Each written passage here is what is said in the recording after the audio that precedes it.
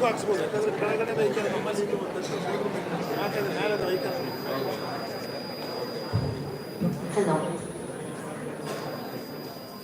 Arise, awake, and stop not until the goal is reached. A famous quote by Swami Vivekananda. Namaste. Good morning, esteemed guests, honorable speakers, profound delegates, and my dear colleagues.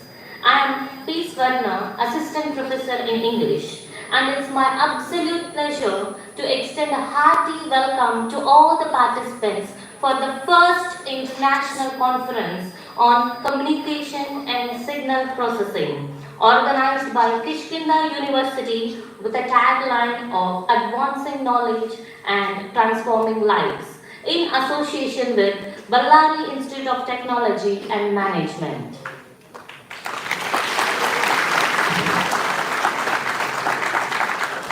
Thank you. Dear audience, allow me to say this. As you all are aware, the sun in flames with much pain, though peaks over the horizon delightfully to chase away the darkness. Few individuals come across with critical discussions on complex topics, and they immerse in collaborative research and analyzing information with much effort and with back-breaking work and with total exhaustion. Finally, they come out with brainstorming innovative techniques.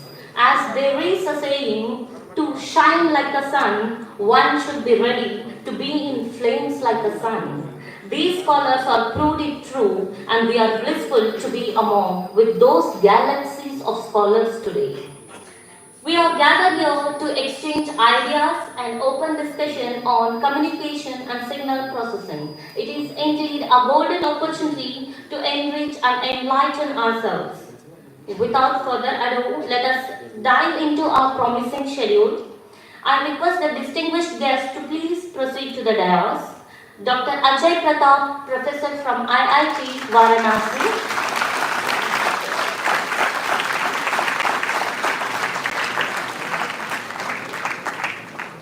Dr. Pramit Biswas, Lead Engineer, Tejas Network, Bengaluru.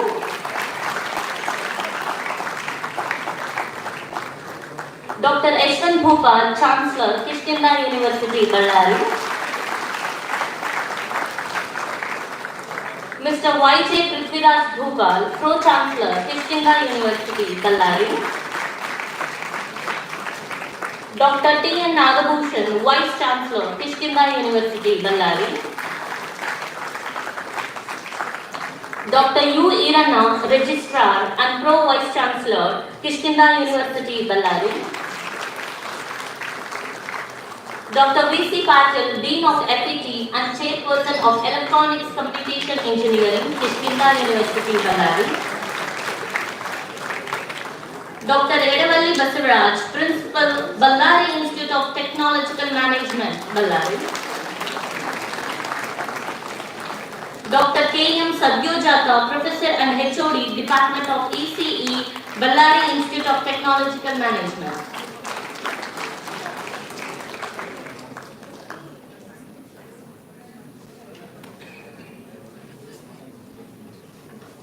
Now, I take this privilege to welcome our guest of honor, Dr. Ajay Pratap, Professor at IIT Varanasi. I request Dr. Naziruddin to welcome him with a bouquet.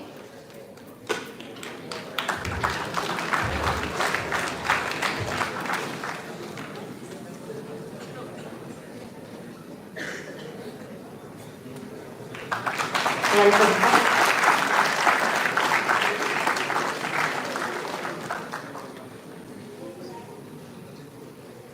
I now take this golden opportunity to welcome our guest of honor, Dr. Pramit Biswas, Lead Engineer, Tejas Network, Bengaluru. I request Dr. Srinivas to welcome him with an innovative bouquet.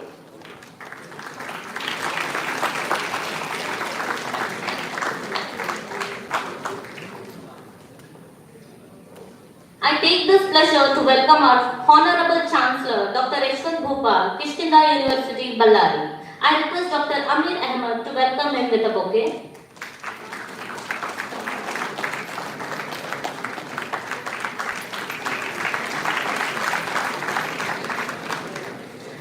I would like to take this immense pleasure to welcome our Honorable Pro-Chancellor, Mr. Y.J. Prithviraj Gopal, Kishkinda University, Ballari. I request Dr. Premchand D.R. to welcome him with bouquet.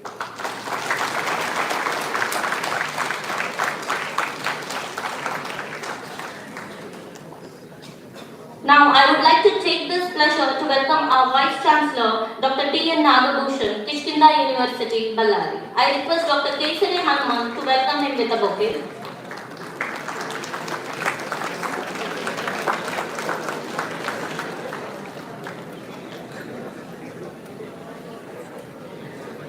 Now, I would like to take this opportunity to welcome Dr. U. Irana, Registrar, Kishkinda University, Ballari. I request Dr. William Thomas to welcome him with bouquet.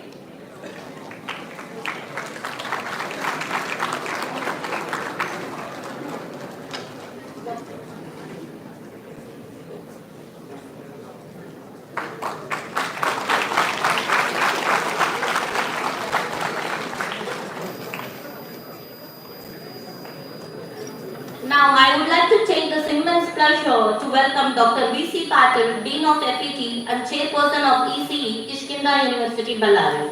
I request Dr. Shivakumar K.S. to welcome him with a bouquet.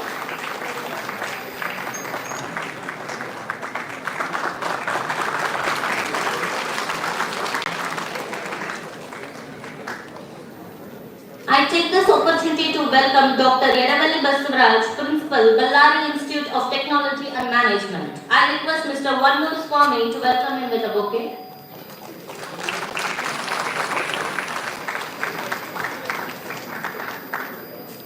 Now, I would like to grab this opportunity to welcome Dr. K.M. Sadyojata, Professor of HOD and Department of ECE, Ballari Institute of Technology and Management. I request Mr. Ulaganathan J. to welcome him with a bouquet.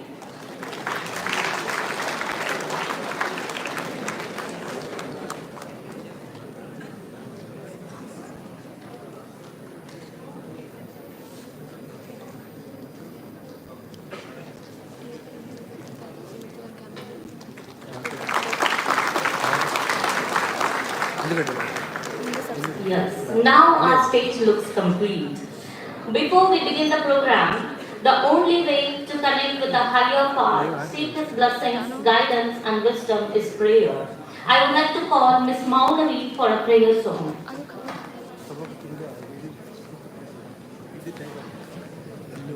हे शारदे माँ अज्ञानता से हमें तार दे माँ तू स्वर की देवी है संगीत तुझसे हर शब्द तेरा है हर गीत तुझसे तू स्वर की देवी है संगीत तुझसे हर शब्द तेरा है हर गीत तुझसे हम हैं अकेले हम हैं अधूरे तेरी शरण हम हमें तार दे माँ तू श्वेत वर्णी कमल पे विराजे हाथों में वीणा मुकुट सर पे साजे मन से हमारे मिटा दे अंधेरे हमको उजालों का संसार दे माँ हे शारदे माँ अज्ञानता से हमें तार दे माँ तू श्वेत वर्णी कमल पे विराजे हाथों में वीणा मुकुट सर पे साजे मन से हमारे मिटा दे अंधेरे हमको उजालों का संसार दे माँ हे शारदे माँ अज्ञानता से हमें तार दे माँ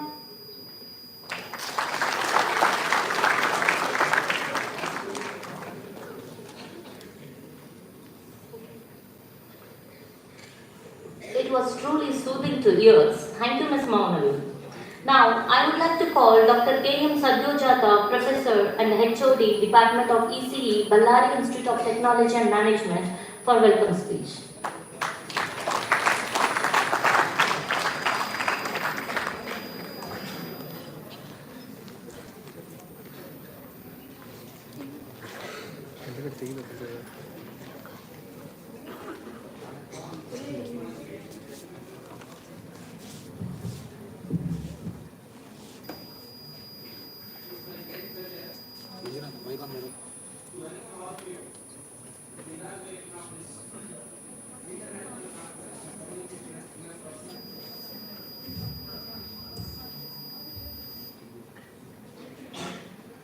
This event is a wonderful opportunity to bring together brilliant minds, researchers, and professionals from around the world to share knowledge and ideas. Communication and signal processing are the core of the today's technological world. From mobile phones we use every day to the advanced medical imaging systems, these fields play a crucial role. Communication helps us share ideas and emotions, while signal processing ensures that the information we send is accurate. Together they shape how we interact with the technology and with each other. Conferences like this are very important for the growth of science and technology. They give us a platform to collaborate, learn from different perspectives, and inspire new innovations. By discussing ideas, building networks, we are not only advance our fields but also help solve global challenges. I am truly honored to welcome our esteemed guests, including top scientists, industry leaders, and academic stalwarts. Your presence here highlights the importance of this conference. Thank you for taking the time to join us for sharing your knowledge. Your contributions will make this event even more valuable. Organizing conferences of this scale is a hard work. It requires a hard work and careful planning. I want to thank the organizing committee for their dedication and effort. Your attention to detail, excellent planning, and passion for sharing knowledge have made this event possible. You deserve high praise for your work. As we start this journey of learning and sharing, let us remember that the ideas discussed here can shape the future of communication and signal processing. Let us engage, ask questions, and work together to make this conference a grand success. Once again, I warmly welcome all of you. Let us make this event a memorable and meaningful experience. Thank you and all.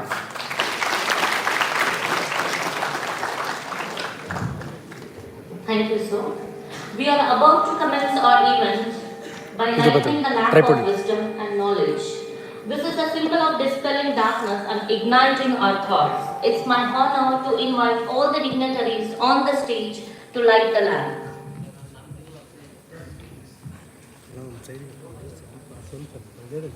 ಇನ್ನು ಇಲ್ಲಿ side ಅಲ್ಲ side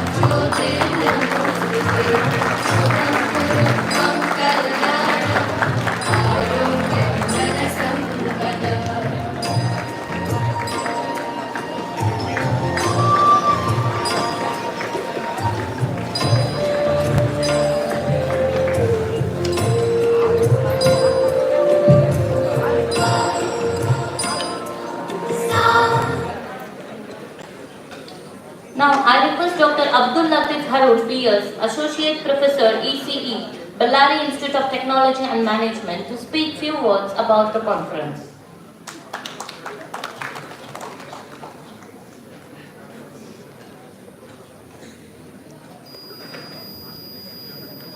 Respected dignitaries on the dais, chairpersons from KU University, colleagues from BATM College, and students from KU University, a very warm good morning to one and all present over here. I'm here to share the journey of Comsigpro. It's indeed a special privilege for Kishkina University, Ballari, to host international conference on communication and signal processing. The theme given as Comsigpro 2024 in association with Springer and BATM being the co-host. I feel proud and privileged to share the journey of this conference. The journey of Comsic Pro 24 started an year ago, and approval we got in the month of June with a commitment of enthusiasm. Comsic Pro has been designed with a lot of passion and hard work to be truly innovative and creative to match the fast-changing technical world. The aim of the conference was to offer a platform for researchers and engineers from different backgrounds to present and discuss their research ideas, results, and potential applications. Comsigpro proved to be very popular and received submissions from all over the world. To name a few, we have Malaysia, China, Bangladesh, and also from premier institutions like IITs and NITs. Comsigpro has attracted over 134 scholarly submissions. The conference program committee has a difficult task to find out the quality papers. Among 134, we are able to give only 25% of papers, which is 34 quality papers has been included in the Springer proceedings. The final submissions are categorized into specific tracks. Totally there will be 6 panel sessions in which they will be having a best presentation award. So the presentations will move on 3rd of January 2025 through online mode. Thank you.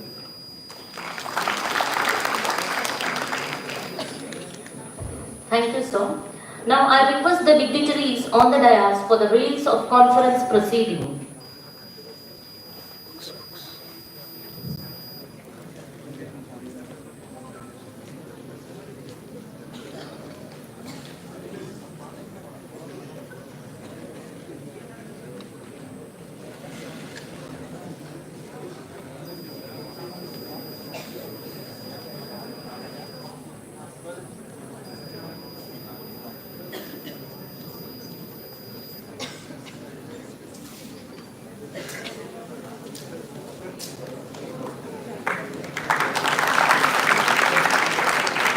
Lamp ತೆಗಿಬೇಕಲ್ಲ.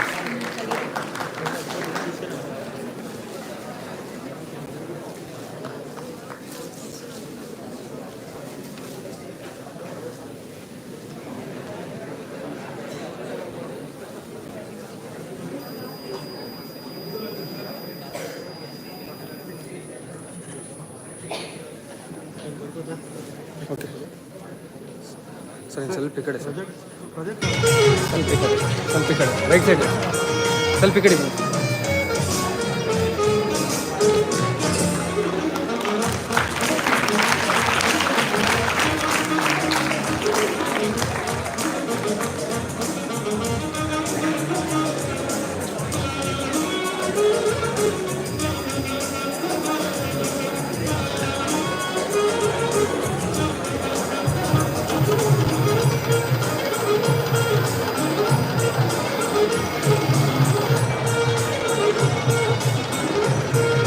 Thank you, dignitaries.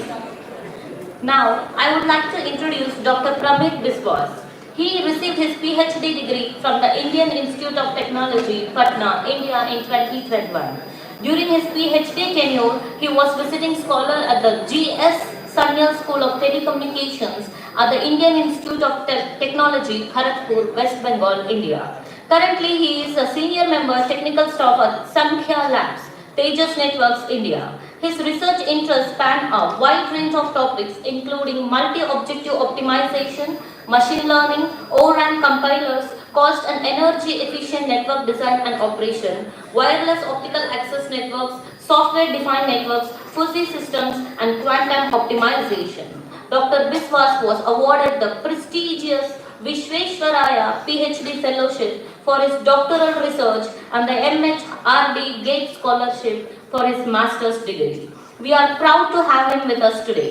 Now I request Dr. Pramit Biswas, lead at Tejas Network, to address the gathering.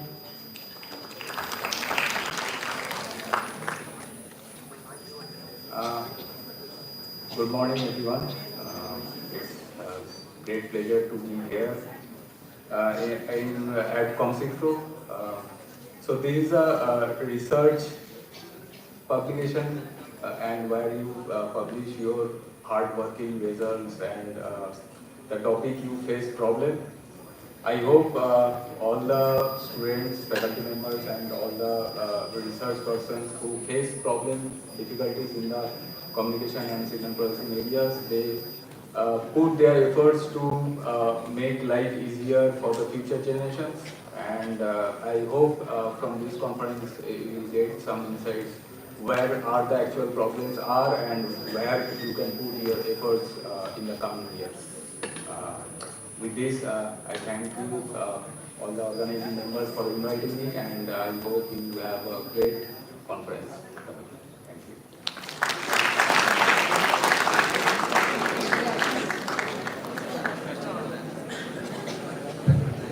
Thank you, sir. Now, I would like to introduce Dr. Ajay Pratap, professor at IIT Varanasi. He is an assistant professor in the Department of Computer Science and Engineering at IIT Varanasi. He completed his PhD from IIT Patna in 2018 and specializes in cyber physical systems, statistical learning, algorithm design for advanced wireless networks, mobile computing, and game theory. His current research focuses on HeadNet, small cells, fog computing, smart healthcare, smart agriculture, IoT in 5G and beyond. Dr. Pratap has published widely in top journals like IEEE transactions on mobile computing and IEEE transactions on parallel and distributed systems, and has received numerous awards including the Best Paper Candidate Award at IEEE SmartCom 19 and the Young Engineer Award in 2023. He was awarded the SARB Startup Research Grant for his work on resource-optimized fog computing for smart healthcare applications. His recent publications include works on resource allocation for 6G HeadNet, federated learning for UAV-assisted and mobile healthcare systems. With his paper receiving the Best Paper Award at IEEE ANS 23, Dr. Pratap is organizing the third international workshop on machine learning and blockchain for smart society at IIT Chennai. We are proud to have you here with us today, sir. Now I request Dr. Ajay Pratap, Assistant Professor in the Department of Computer Science and Engineering at IIT Varanasi, to address the gathering. Now the stage is all yours, sir.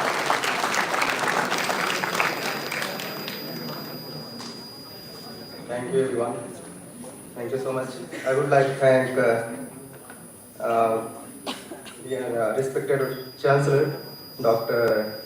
Bhupal, and Vice Chancellor, as well as Registrar and Pro Vice Chancellor, Principal and Pro Chancellor, as well as HODs, and Dr. Abdul for having me over here. Okay, so I must say you read pretty much well my bio, but there were some mistakes. But anyways, so I'm organizing fourth international workshop this year, most probably after going from here at IIT Hyderabad. So that is in continuation. Last year we organized the third one at IIT Madras, before that at IIT Kharagpur. So this international conference, as I got to know, like this is the first international conference on communication and signal processing, and I also got to know that you achieved quite well number of papers, and out of those you just selected around 24%, right? That's pretty good. Having quality papers that can be transformed in technology is one of the challenging tasks for many of the company people as well as the academia. So getting to know that you are just accepting 24% is quite rare. Also, the theme says like International Conference on Communication and Signal Processing, right? So if you see, nowadays we are connected with mobile phone, right? That's one of the major application of communication and signal processing, right? Okay, so if you are trying to make a call, so just see the scenario 10 to 20 years back, right? We were tied with mobile phone where if some call is coming, you are supposed to go and visit. And that was the highest priority. nowadays, let's assume you are getting a call. So what's your highest priority? You look, the work that you are doing is highest priority, or the person who is calling at the highest priority, right? So we get the better opportunity to prioritize our tasks. So if your work is pretty much highest priority, so you will say like, okay, maybe I will attend this call later on, right? So that's giving us opportunity to prioritize our model, prioritize our tasks, prioritize our societies, right? And obviously, so the theme is pretty much interesting because we are currently in the era of 5G. And most probably, if, I request many of you please attend my keynote because I will be discussing most of the content on 6G. That is one of the strands for the communication and signal processing, right? So let's see how the upcoming era would change. Even in the current scenario, I just want to brief a bit why people are so much focusing on communication and signal processing, right? This is not pretty much a new topic. It is coming from quite older time as well. But if you see, the next generation wireless network. So in next generation, people are saying, even if doctor is not available in hospital, you can get treatment done remotely as well. But in current scenario, those things are not available, right? So upcoming time it will be much futuristic, and I hope these young minds sitting over here might be working in some of these applications and creating new applications, new domain for the communication and signal processing, right? So with these words, I do request, please do join my keynote where we'll try to explore the concept of next generation communication. Okay? So I would also try to attend as much as papers available over here during the conference time. And best of luck for the organizer, and thank you so much again for having me over here. Thank you so much.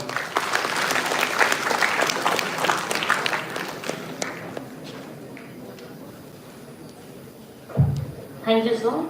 Now I request Dr. Yashwant Bhupal, Chancellor, Kishkinda University, Ballari, to address the gathering.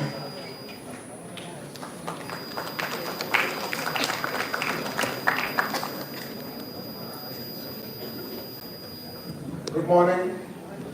Energy is required for the students. Good morning. On the dais, we have the galaxy of the professors, technocrats, scientists across industry as well as the academy. On behalf of the Kishkinda University, as a Chancellor, it is my great privilege once again to welcome you all for this international conference on signal processing being conducted by Kishkinda University in association with the VITM. First of all, I would like to thank the VITM having provided this opportunity in the auditorium to host such a level of international conference, and lot of energy has been put forth by the youngsters in organizing such event across. A lot of talks are going to come, both online and offline. Take the advantage, whether it may be a computer science students, maybe your EC students, everything you know that technology, there is no end for technology. So EC students may look for a computer science, and computer science may be required to look onto the electronic side. That's how you are a technocrat and you have to look into that, including the electrical side. So all put together, take advantage of all this. More particularly, a lot of papers have been published across. Once again, I would like to not take much of time. There are a lot of people to speak on this. Once again, I would like to thank all the organizers. On the dais, we have Pro Chancellor Prithviraj is there, our Vice Chancellor sir is there. Two eminent scientists are there. We have our VC Patil Dean sir is there, Satyaja sir is there, and we have our Principal Revedi VC Patil. Once again, I would like to thank the congratulations for having me invited for this inaugural part. Thank you.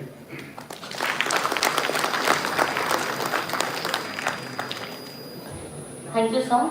Now I request Dr. T. N. Nagabhushan, Vice Chancellor, Kishkinda University, Ballari, to address the gathering.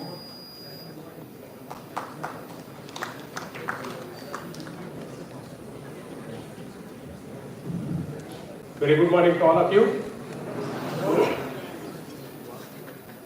Today marks the important beginning of Kishkinda University, where we are hosting the very first international conference in association with BITM Ballari.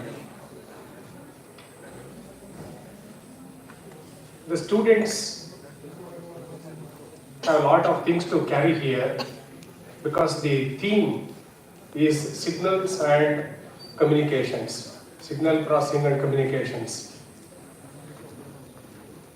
Now you have many eminent speakers giving a lot of advancements in this particular area, but both are very important and it paves way for lifelong learning. So everyone need to know about signals and communication systems. Now, even though we are in 21st century where we are spending our lives in understanding the information, dissemination of information and extracting useful information from these signals, and everything is made possible today, your smartphones and whatnot, everything that's likely to happen in the next 5 to 10 years are based on signals. One of the important things where we have not really understood is that we as human beings and all living beings understand only continuous signals over an interval of time. We can't understand the discrete signals. The human brain understands only continuous signals.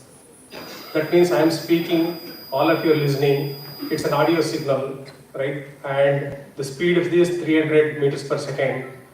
It goes in all directions, omnidirections. So that means, we have continuous signals in nature available. The birds chirping or whatever noise, everything is a continuous signal over an interval of time. And we want to digitize that to extract the information.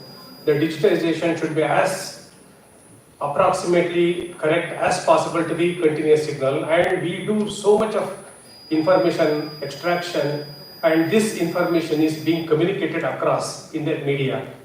So therefore, people have developed technologies to convert this into digital signals and then transform into varieties of ways where we understand the images, the videos, text, graphics and animations and so on. So technology is at its best today. So in engineering, you will study more number of subjects in understanding the signals, the mathematical modeling and analysis, designing of circuits and so on. All these things are very, very important. At the same time, where we are today, in terms of research and development, in understanding the signals, 3 types of signals: continuous signals, discrete signals, and digital signals. You need to know the difference and how these are basically made possible. The power of conversion, the affordability of the circuitry to convert continuous signals which are available in abundance, to digitize them and store them, and now this stored signal need to be transmitted in the medium. So I want all of you to understand, go back and look into Google or ChatGPT or any other generative AI model about electromagnetic spectrum. You will understand what are the signals that are available in space and how we have been using these signals for varieties of constructive purpose. So therefore this conference is important. And communication, all of you are beneficiaries of the new technology. You're already using the 5G and signals are already available, and you see that every information is available at your fingertips. Without really wasting much time, I wish this conference very, very productive and instructive to many of you. Many of the colleagues who are here who have taken teaching profession, keep your minds wide open, listen to the talks given by researchers. There are 30 papers, and look at the ideas, what they have presented. And I wish that students and faculty members carry this idea and conduct research and also have another paper published in the forthcoming conferences. Kishkinda University will provide a great platform for learning, research and development, and encourage everyone without any hesitations. I wish the organizers a grand success and also everyone who have contributed immensely to the success of this conference. Thank you very much.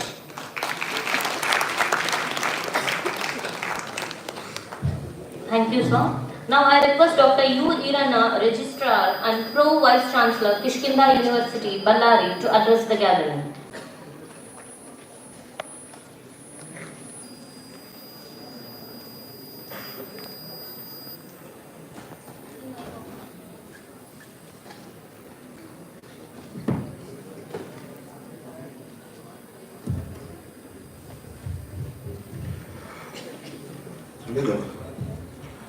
Good morning, one and all. It gives me an immense pleasure to be a part of the first international conference of Kishkina University with lot of support from BITM, Ballari Institute of Technology and Management. Today we have galaxy of young dynamic experts for this conference. Dr. Ajay Pratap, professor from IIT Varanasi, and we have Dr. Parmit Biswas, Tejas Technologies Networks.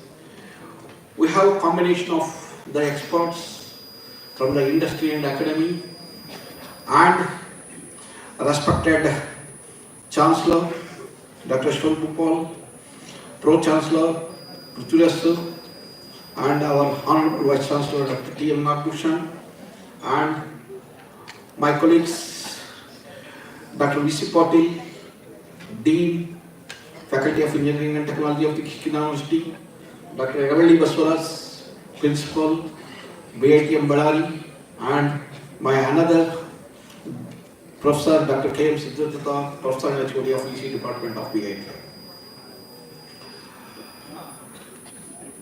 Once again, I hope this plays signal processing and communication plays a vital role from ancient days to even today's in the emerging and latest technologies which are coming up. And this Comsigpro 2024 will become a platform to build up new partnerships, new collaborations, and give solutions for the researchers and participants to go ahead with for new innovations, researches and further publications in the field of latest technologies of related fields of including latest technologies of artificial intelligence, machine learning, how all these plays a vital role in building up our using the concepts of communications and signal processing.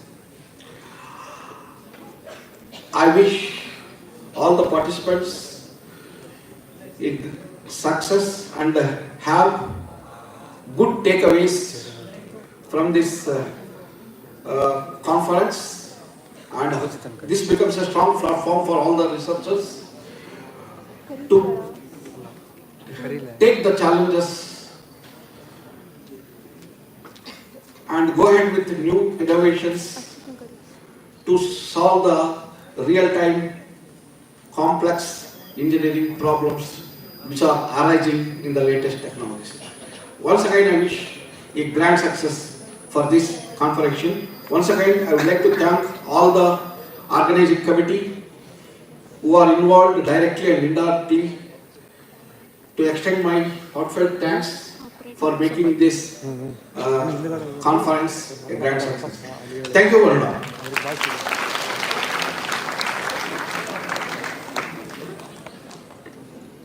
Thank you, sir. Now I request Dr. Yadavalli Basuraj, Principal, Ballari Institute of Technology and Management, to address the gathering.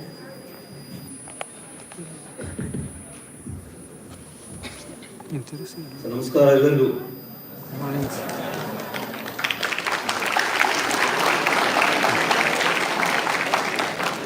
So can I have some fabulous good mornings from all of you? Respected dignitaries on the dais, esteemed faculty members from Kishkina University, Ballari Institute of Technology and Management, I welcome you all for this international conference on communication and signal processing. So generally, any conference will begin with a theme, and likewise, we have this particular theme, communication and signal processing, so which is relevant to the present day scenario, very much relevant to the present day scenario. So nowadays, the education system, so it should not be like an ivory towers, where there is some curriculum and it is to be delivered, and finally it is going to be assessed through some examination. So it is not the one, it's the old age education system where people used to focus more on that. So now it has totally changed, where the present focus has to be more on the research, and more emphasis is to be given to the present technology, what is going on right now. That is the current technology. And as a students, as a research scholars, you need to strive for reaching up to the technology and live with that. And it is going to be a continuous process. So that means what we need to catch up with the technology, where continuously we need to run along with the technology, and it is going to be a continuous process. And it is the bounded duty of everyone till we die. And what is required from your end? See, your focus should not be there on the present, whatever the curriculum that you have, and you need to do something extra. So which is going to be helpful for you in having a research career. So and those who are pursuing the research, so they need to update themselves so that they can be competitive in the market, and it is to be continued. I know the conference of this kind, so definitely is going to help you people, where you need to go ahead with that. And remember, it is not going to be a panacea for every problem, right? So it is going to solve some problems, but it cannot be a panacea, right? So keep this in mind and attend the conference, all the sessions, so that you are going to be updated, you are going to be there with very good takeaway points. Finally, that is going to help you. So finally, I would like to thank the organizers who has worked day and night for the success of this particular conference, particularly the student volunteers.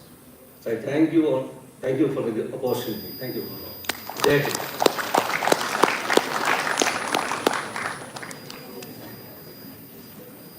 Thank you, sir. Now I request Mr. Y.J. Prithviraj Bhupal, Pro-Chancellor, Kishkinda University, Ballari, to address the gathering.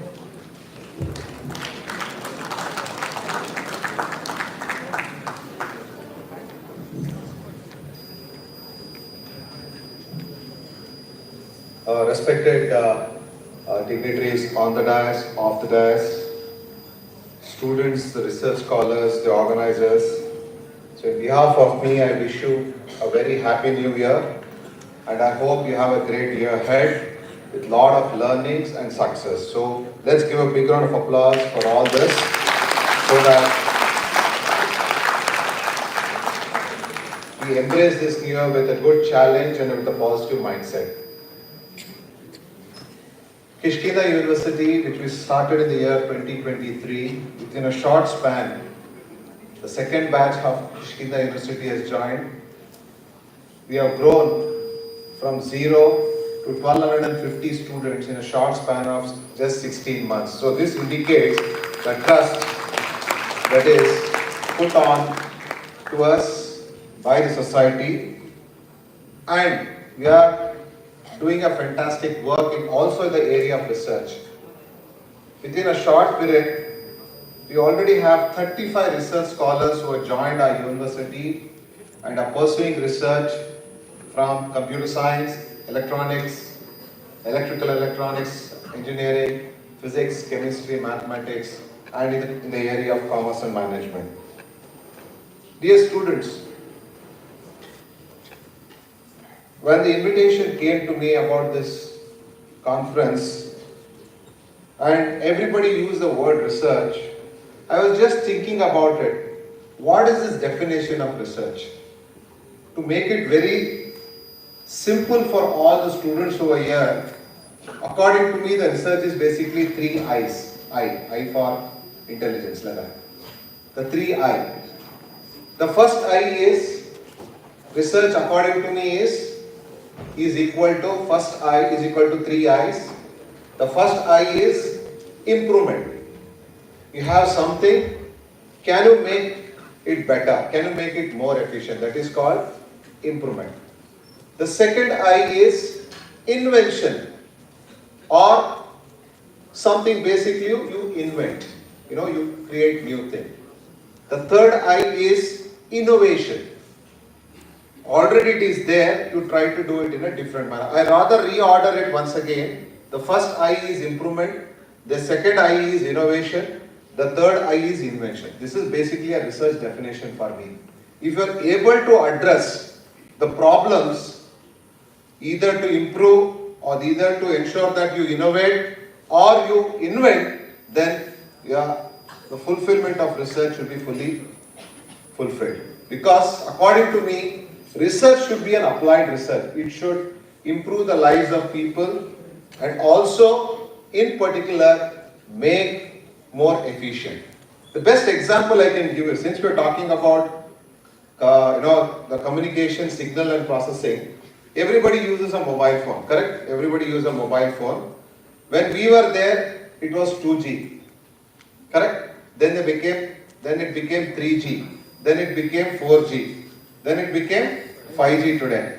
So, when the 2G was there, to ensure that the data is processed very fast, they improved it to bring 3G. That is called improvement. Next, to ensure that the smartphones, able to process, to address the smartphone data issue, they brought up with a technology called 4G and the 5G. So that's where the innovation happened. Next, we are talking about the invention. In a short period of probably 2 or 3 months, there will be a new breakthrough in the mobile phone technology where Tesla is coming up, where every person can have a satellite phone in his hand. He is going to make the, see disruption into the area of mobile phone technology. He is talking about where a person, instead of having a SIM card or a mobile phone with a 5G, I'll directly give a satellite access where everybody can communicate with a faster internet speed. So this is how the things are changing in this world. Relating to you, all of you, dear students, since within a span of 3 years or 4 years down the line, you will be entering the market. If you look at 2 very prominent people who have graced this particular function, the conference, we have Dr. Pramit Biswas and we have Dr. Ajay Pratap, very young people who have done their PhD and they are in a position where they are addressing the research challenges across the world. If you want to ensure that you want to be in that area, don't just chase a job. Chase something where you can improve, where you can innovate, where you can invent. If you are able to, map your career into these 3 areas, then definitely one day you will also be having a position where you will be coming on the stage and will be addressing scores of people in the area of research. What I mean to say is, If you are chasing excellence, if you are constantly thinking, even our Vice Chancellor was also mentioning that continuous improvement is required. He was also addressing that there are so many challenges in signals which we need to work upon it. And the only way we can actually do is by doing an applied research. So this is an opportunity for all the research scholars to address on improvement, innovation and invention. So if you are able to really address these issues, then definitely you are doing the right research, and in particular your career also will bloom, and you will also have a fantastic 40 years of your professional life.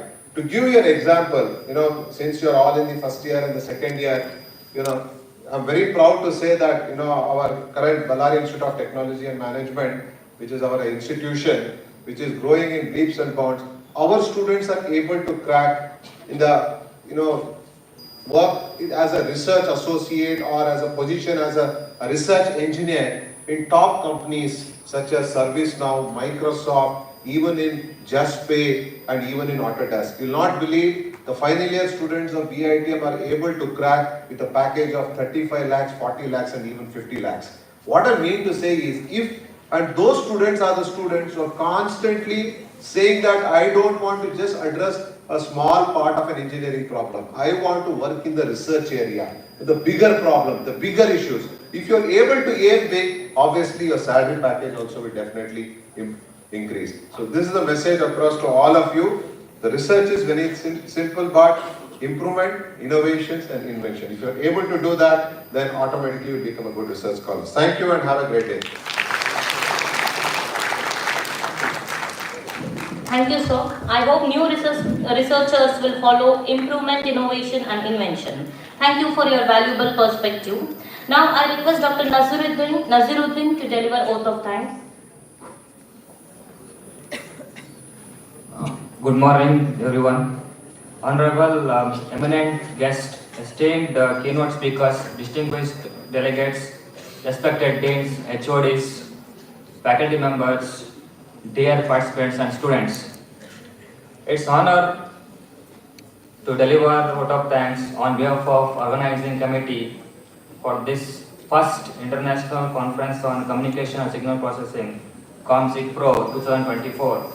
First and foremost, I would like to express our deepest gratitude to our visionary leader, Dr. Yashwant Gopal sir, Chancellor, Kishkinda University, for gracing with his presence and delivering inspiring and thought-provoking inaugural address. I would like to express our deepest gratitude and heartfelt thanks to Dr. T.N. Nagabhushan sir, Vice Chancellor, Kishkinda University, for his insights into the significance of communication and signal processing in today's technological world, and he has set the stage for what promises to be a highly enriching conference. I would like to extend my sincere thanks to Dr. U. Irena sir, Registrar and Pro Vice Chancellor, Kishkinda University, for gracing and supporting throughout the preparation of this conference. I would like to express a deep sense of appreciation to Dr. Edavalli Basuraj sir, Principal BITM, for providing coordinated support throughout this conference with the Kishkinda University. My sincere gratitude to our dynamic and visionary leader, Mr. Vijay Prithviraj Gopal, Pro Chancellor BITM, for inspiring, supporting, encouraging all of us and standing by us all the time during this conference. I would like to express my deep gratitude and thanks to Dr. V.C. Patil sir and Dr. Sadhujita sir for being with us throughout the conference and providing valuable inputs. I am indebted to our keynote speakers, Dr. Ajay Pratap from IIT Varanasi and Pramit Biswas from Tejas Networks, Bangalore, who accepted our request earnestly and traveled at the end of year. This is the end of year almost. They were very busy with the year end, and they will be sharing their expertise with us today. I would also like to thank session chairs for being with us, and we're expecting their valuable feedback in the sessions. My sincere appreciation also goes to the organizing committee, Kishkinda University and BITM faculties who are involved in this conference for their dedication, hard work, a seamless coordination in making this conference possible. Without their tireless efforts, this event would not have come to materialize. Specifically, I want to thank Dr. Abdul Latif Arun for painstakingly struggling day and night to materialize this conference. To all the delegates, online or offline, including participants from various parts of the world, I thank you for contributing to this vibrant gathering. We are excited to engage with you in the exchange of ideas and knowledge that will benefit all of us in our respective fields of work. I would extend a special thanks to Mr. Amreshya sir, Administrative Officer BITM, and Vishnukant Karwa, Assistant Professor EC Department, for taking care of arrangements. Finally, I would like to extend heartfelt thanks to the technical team, Mr. Benjamin, IEEE student volunteers, and housekeeping staff who have worked behind the scene to ensure smooth operation of this event. Your contributions have been indispensable in making this conference a success.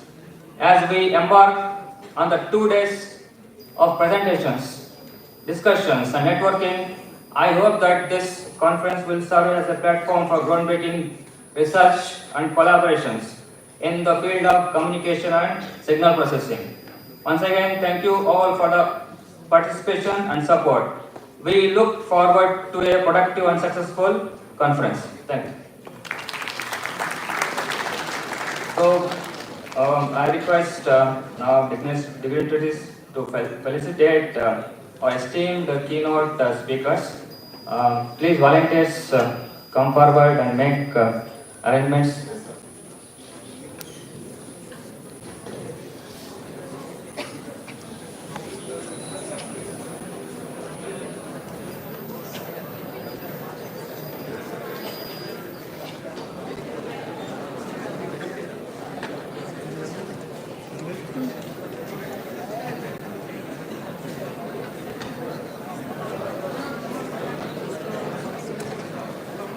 Big round of applause for our eminent keynote speakers who have come all the way from IIT Banaras and Tejas Networks, who will be enriching this gathering as soon as this felicitation program ends. Big round of applause. ಆಯ್ತಮ್ಮ ಒಂದೊಂದು ತಪ್ಪು ಇಬ್ಬರಿ ಇವಾಗ ಹೇಳ ಇಟ್ಟು ಹೋಗ್ಬಿಡೋದು ಅಷ್ಟೇ.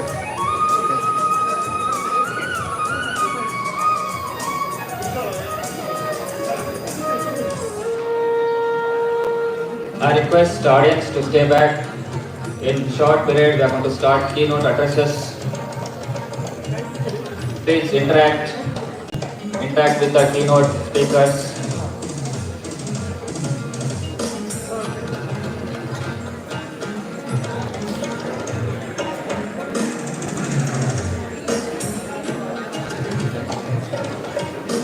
Thank you, team.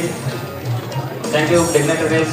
I request now dignitaries to occupy seat in the front row. We'll be starting with first session. I request the first keynote address to be delivered by Dr. Ajay Pratap, Associate Professor from IIT Banaras.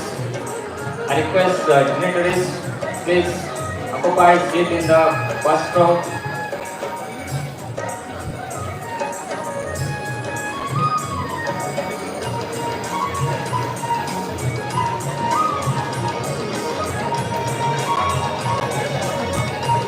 Audience, please be seated.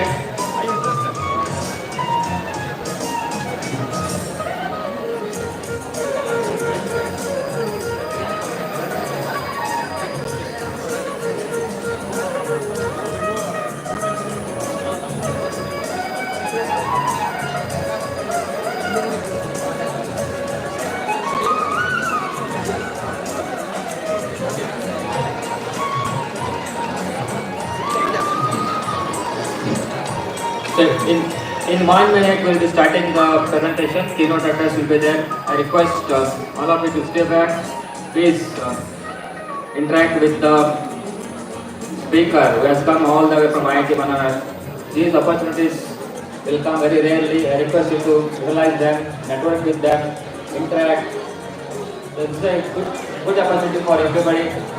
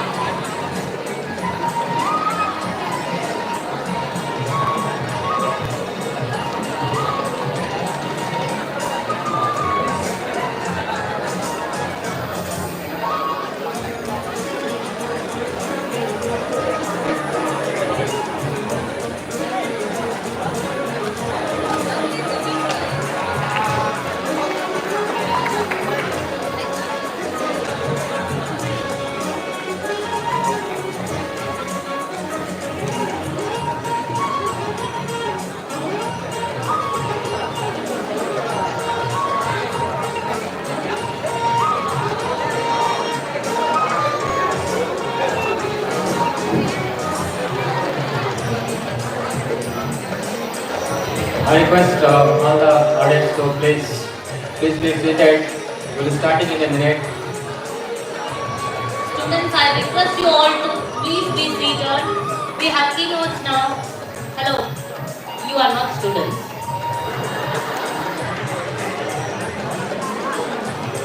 Students, I request you all to be seated. We have keynotes now, which is very important for your academics too.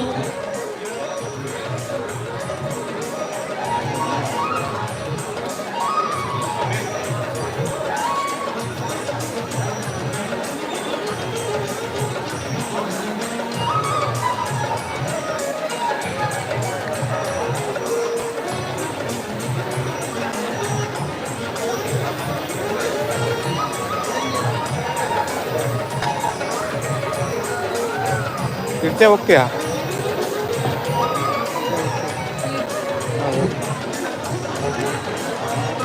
ಇಲ್ಲೇ ಇರೋ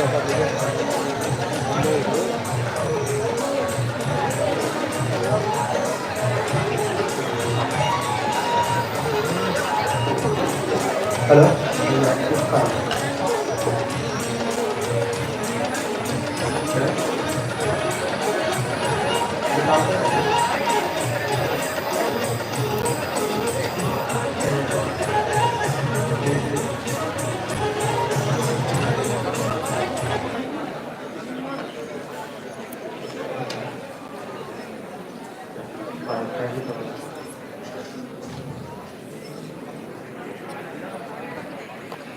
Hello everyone, good morning.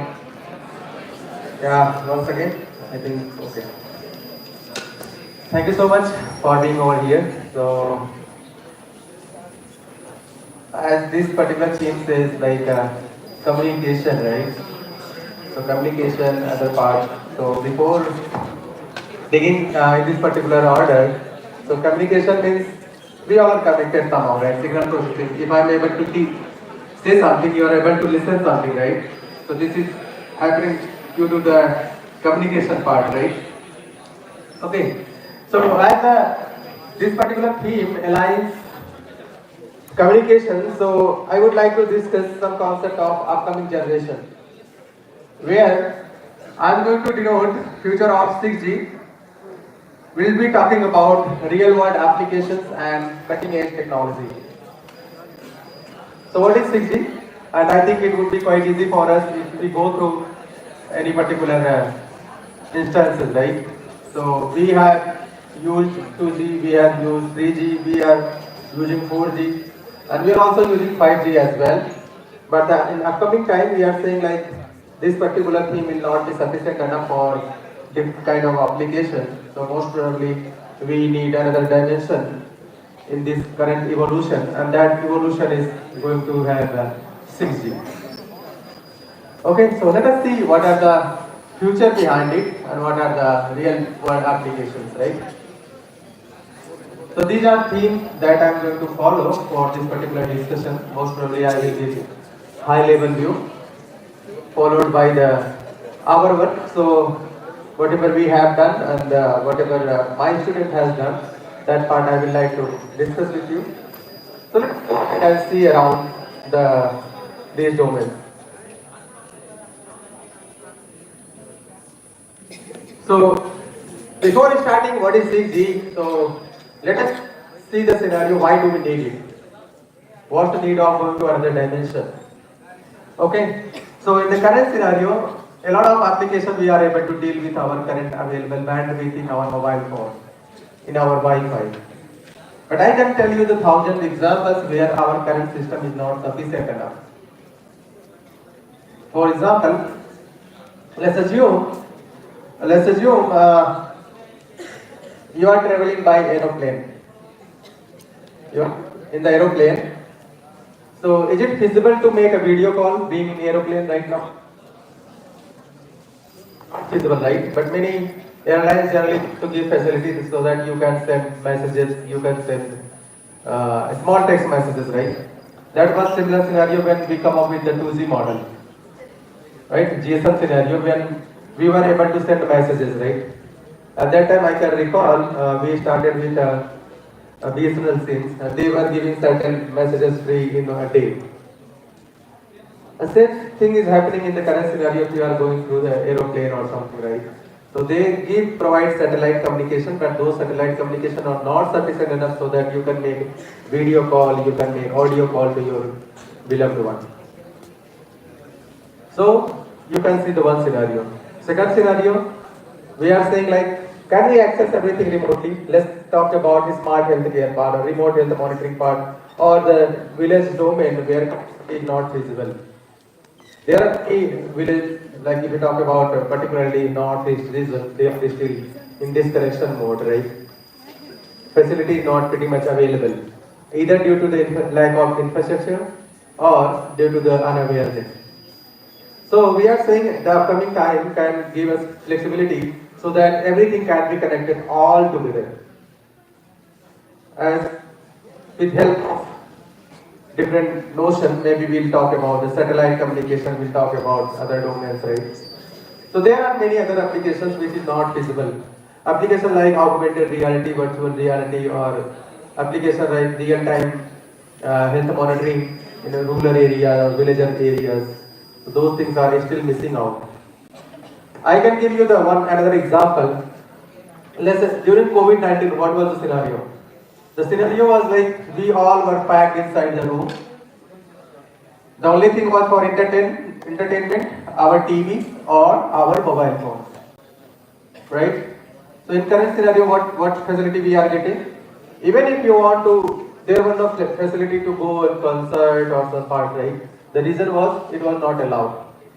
Can you think about scenario when a concert can be organized in remote area, located places? Such example, if singer is available somewhere in Bangalore, your drummer is available somewhere in Banaras, okay, and your guitarist is available somewhere in Delhi, okay. So can this concert be done at the current moment? To make any concert, all drummer, singer, everyone should come on the same platform. Otherwise, because they have to tune their signal processing part, they have to tune their voices. Otherwise, their sounds. Otherwise, it will look like things are going in different direction. So, with help of 6G and 7G, people are expecting that even remote organization of concert could be available. Even if drummer is not available at the same place, even if singer is not available in the same place, even if a guitarist is not available on the same place, still being at different places, they can conduct this kind of concert. So what are the problems in the current scenario? The problem is that there should be very minute tuning between all these entities, right? If tuning of one is going beyond the other one, it is not feasible. I can give you another scenario where we are lagging in current cases. Nowadays we can make video call, we can make audio call. Can you feel touch through your mobile phone? We can't do, right? No. Six senses is not available currently, right? We know our notion, we have six senses. So feeling is not available. If you want to test what kind of feeling do you have, and you want to convey that particular feeling to another person available remotely, right? So that feeling, that kind of functionality we do not have in current model. Okay? So upcoming time is saying, so even if someone is available maybe very remote area, located very remote area, but they cannot sense their children how they are feeling. They cannot touch their children, right? But with upcoming generation, they are saying, people are exploring the concept of touching. Even touching can be felt by the other person being remotely available. Okay, so those are different where we need to explore and we need to get into the idea in the market with the 6G models, and let us see how we can explore being academician as well as industry people, right? So for each application, we are talking about 6G. So application looks pretty much lubricative. Okay, we can feel the other person, we can do everything remotely. It's not like all people are supposed to come within one particular umbrella. But at the same time, it also comes several challenges. So one thing is pretty much sure, nothing comes for free, right? If you are sitting over here, listening to my lecture, someone has already paid for you. Okay? And you are also investing something, you are giving that particular time slot for this particular keynote, right? So you are also paying something, you are paying your time, that is one of the most valuable factor. Okay? So, saying that since it is pretty much lubricative, but along with that it is also coming with several research challenges. Okay? So, in several research challenges, for example, like security and trust. So even if we are going to connect everything over internet, it's not like no one is going to hamper it. Everyone is not pretty much honest person, right? Someone can make advantage of out of it. Okay? And we also need new spectrum technology that will enable us communication. We need AI-based, artificial intelligence-based communication platform, communication module, which can help us out connecting devices. And we need another innovation, is known as terahertz spectrum, that will be part of 6G that we are expecting for, and that will facilitate us the better connectivity in the coming time.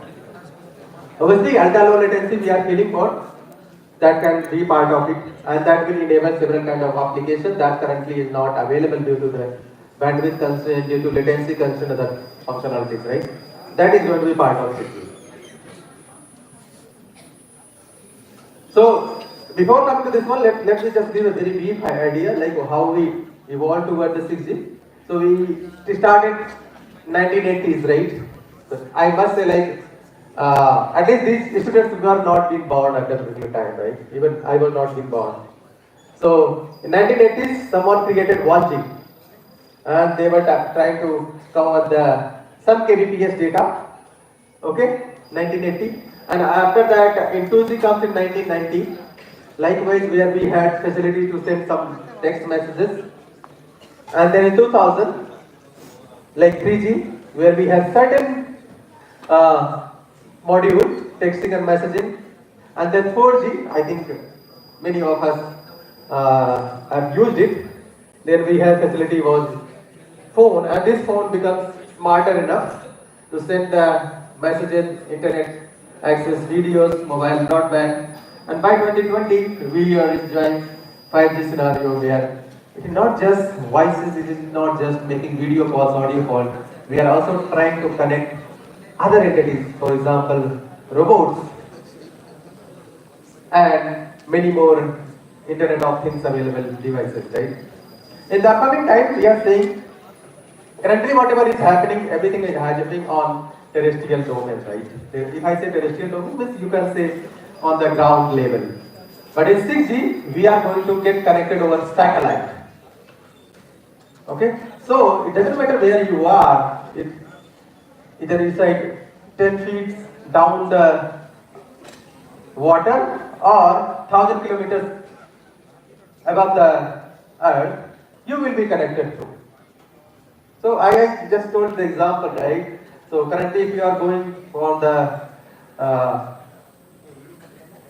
aeroplane, we are not able to make video call or audio calls, right? So that is going to give us flexibility most probably in 6G. And along with that, we'll also get the notion of touching, hearing, other feelings as well.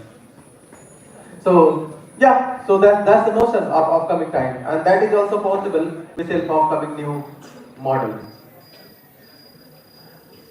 So there are different drivers and requirements with respect to different domains. For example, IoT-enabled applications. So those who are first year or second year, if you do not know the IoT, your mobile phone is one of the IoT. So full form of IoT known as Internet of Things. What does it signify? Signifies your devices some power to capture the data, and along with that, it can also compute your data. For example, your laptop, your mobile phone, even this is IoT device, and this is also a kind of IoT device, right? So in upcoming time, we are saying we will be surrounded by different IoT devices. Currently, we are generally have two. Maybe you might be using a smartphone and smart watches. But in upcoming time, we are saying like even our real-time health monitoring can be done using different health-related IoT devices. But if you talk about these IoT-enabled applications, for example, homographic communication, wireless brain-computer, 5G communication, smart health, industry applications, these applications are coming with certain requirements. Okay, for example, if you talk about smart healthcare or something, right? So convergence of sensing, control, and other functionality should be there. A rigorous security aspect should be there.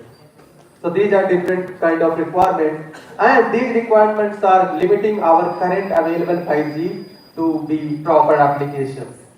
So that is the reason we are talking the next generation network. Okay. So here is the architecture. This is a potential architecture that could be part of next generation, where we are saying even underwater, within when you are on the surface, also if you are out of the surface, maybe in the sky or somewhere with help of satellite connectivity could be possible, right? And these things are possible because we are going to be connected with different nodes, right? That will give us the flexibility to get the notion to be always connected with your loved one, right?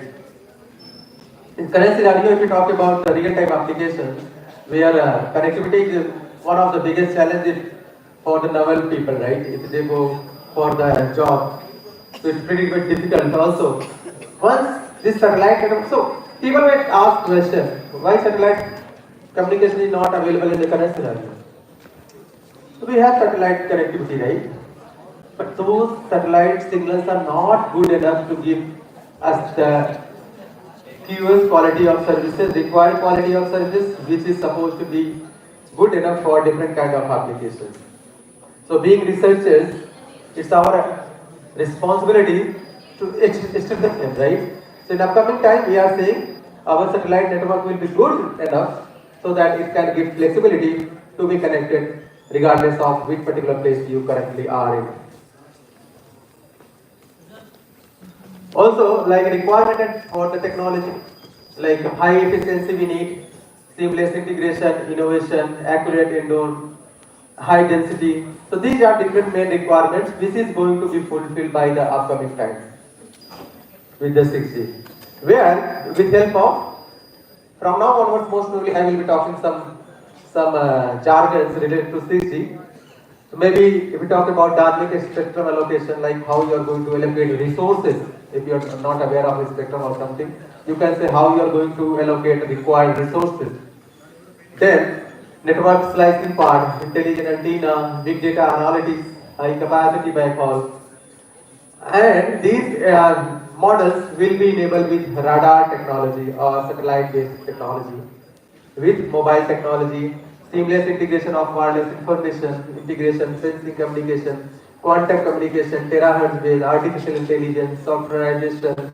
So these are different potential enabling technology which will facilitate the current 4G or 5G model to be transformed into 6G.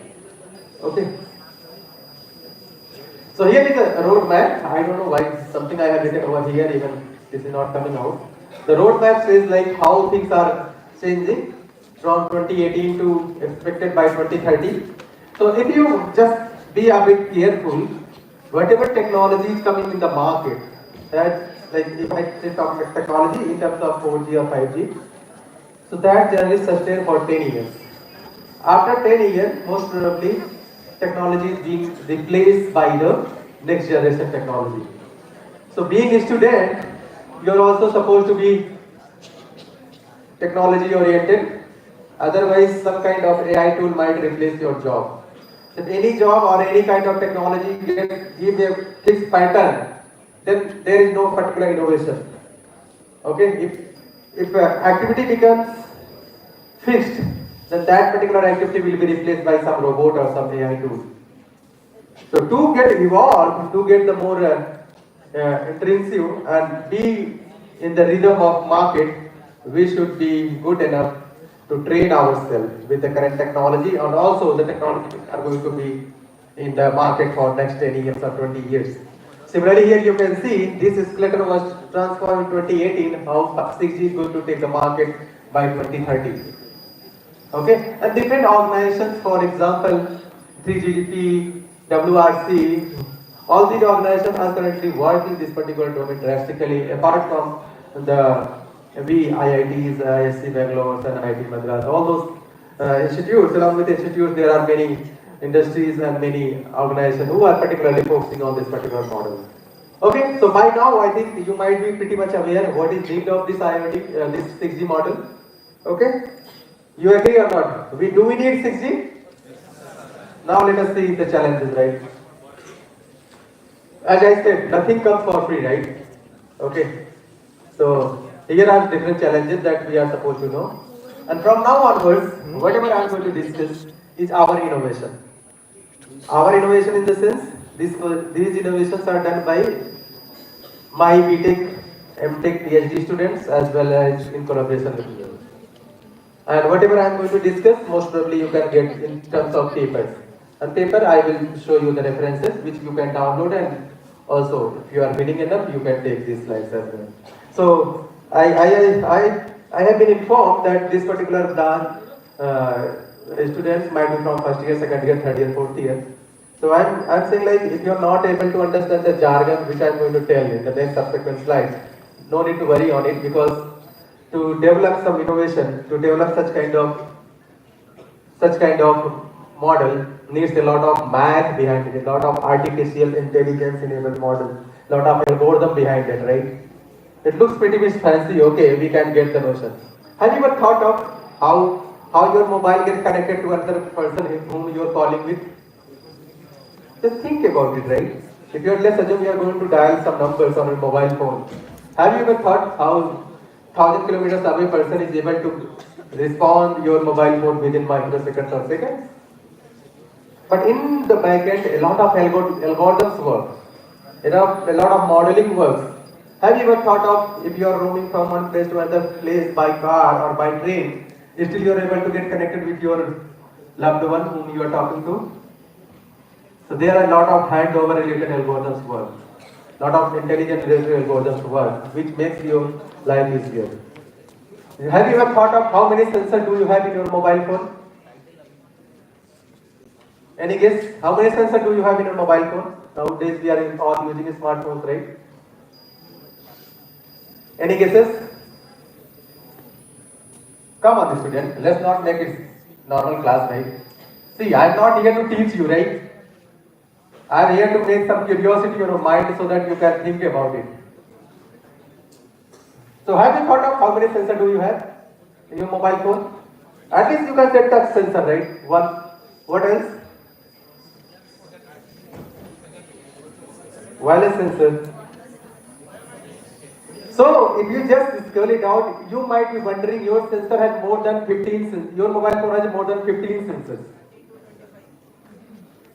This is how sophisticated device your mobile phone has. And you are able to log in your Facebook, Instagram, YouTube, Gmail, everything with your mobile phone, right? It has replaced a lot of things, right? Just go deeper. Whatever technology you are using, just think about it. That's innovation. If curiosity comes in mind, okay, if I'm talking to this microphone is enlarging my voice and giving to you in the better way. What technology does it have? Right? So that's similar thing, right? Newton was there, apple come down, he thought, oh, why is it coming down? Why is it not going up? That's innovation. Okay? Try to see the point and why is it happening. If that point comes in your mind, you are good enough to be innovative, right? Have you ever thought of why is your BTech curriculum is in this fashion? Why you are going with the fundamental programming in the first semester, then in last semester you are going to go more other parts? Just think about it. Even a very basic question, right? Why A looks like this? Why A is not like B? There are a lot of research behind it. Okay? So just think about it, right? Why things are happening. Okay? Anyways, so similar thing I am saying, to enable such facilities, this model, we are going to have different research challenges. Different research challenges, when I am left with 15 minutes, please do let me know.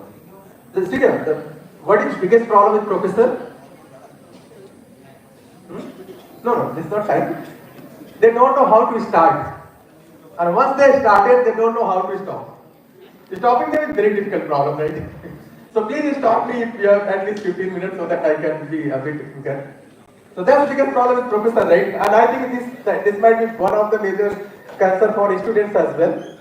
Like, this is not going to end, right? Okay. So coming to this part, even if you are saying like we'll be connected with different entities, different satellite communication, concert can be done in remotely, remote health monitoring part could be done. It is not pretty easy task, right? Someone has to dig deeper. So digging deeper, so we have several research challenges. Now being a student, being academician, or being industrialist, you can think of overcoming these research challenges, right? Like part assignments. So this is a bit tricky words, I must say. This is coming for the particularly 6G, which is referring just how the communication can be enabled. If you are not able to understand what is part assignment, you can say sequence are predefined, xenon, symbols or medium which will enable the communication, right? Power allocation, how your mobile phone is going to be allocated respective power level so that your voice can be transmitted. Your mobile phone or different kind of application can be executed. Interference management, I think interference you already know, like how signal is going to be degraded if more number of interference is going to happen in that model. And also we are saying in upcoming time, if connectivity is not feasible enough, probably we will be using a drone based connectivity.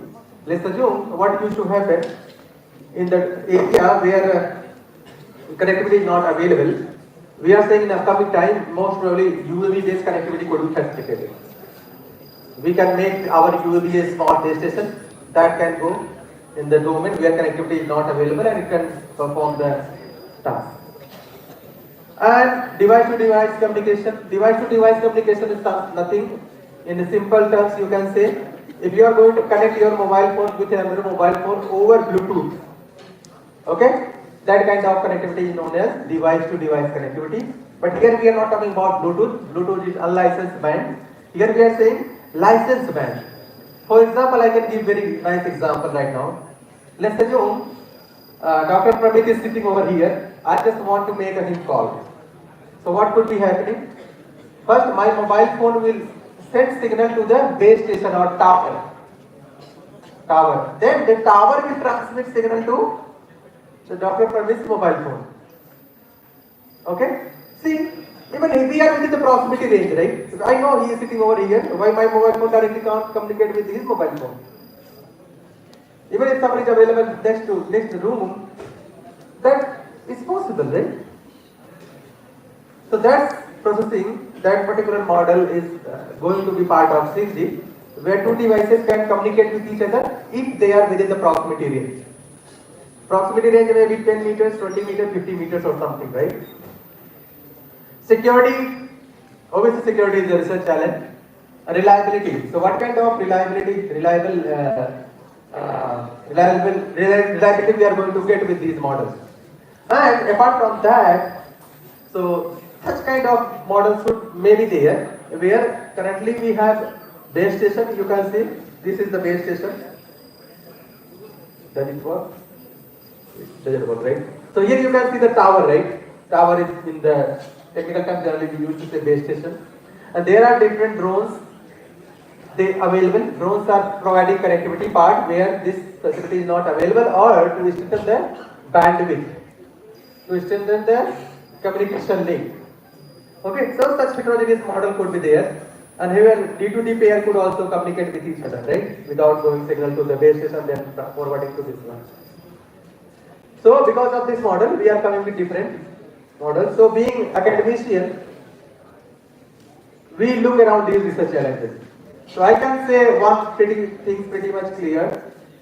So when you talk about your strength or something, generally our family members used to say, or our even professors used to say, focus on yourself, rather looking the other person, right? But in research, before focusing on yourself, you should look what other people have done, so that you can save your time. So you need to dig around your neighbors, right? So let's assume there are different research challenges. Can't these research challenges be solved using other available methods where people have already explored? Maybe some problem that you are tackling right now, someone has already explored it.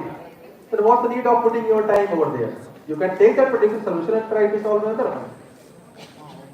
Okay? For example, if you are able to get your 30% answer from the chat GPT, I will say use it. No need to avoid it, right? What's the need of doing this one? Okay? If you are getting better solutions from the chat GPT, try to use it. And so that you can make another chat GPT a better model for the upcoming time. Okay? So to solve this particular problem, what we did, we looked at other existing methods. I am not going to see all those methods one by one.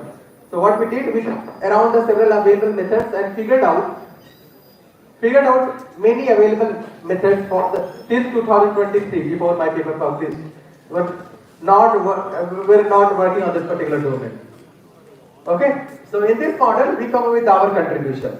Our contribution in the sense, my PhD scholars and BTech, MTech students, they worked on this particular problem, and they come up with the idea of novel architecture that they developed for 6G model. And this was saying like cell-free macro memory. Cell-free macro memory in the sense like SCL doesn't have any particular size, doesn't have any particular coverage domain, okay, like a fixed coverage domain, but it will be free. Then closed for analysis was done, and we formulated optimization problem.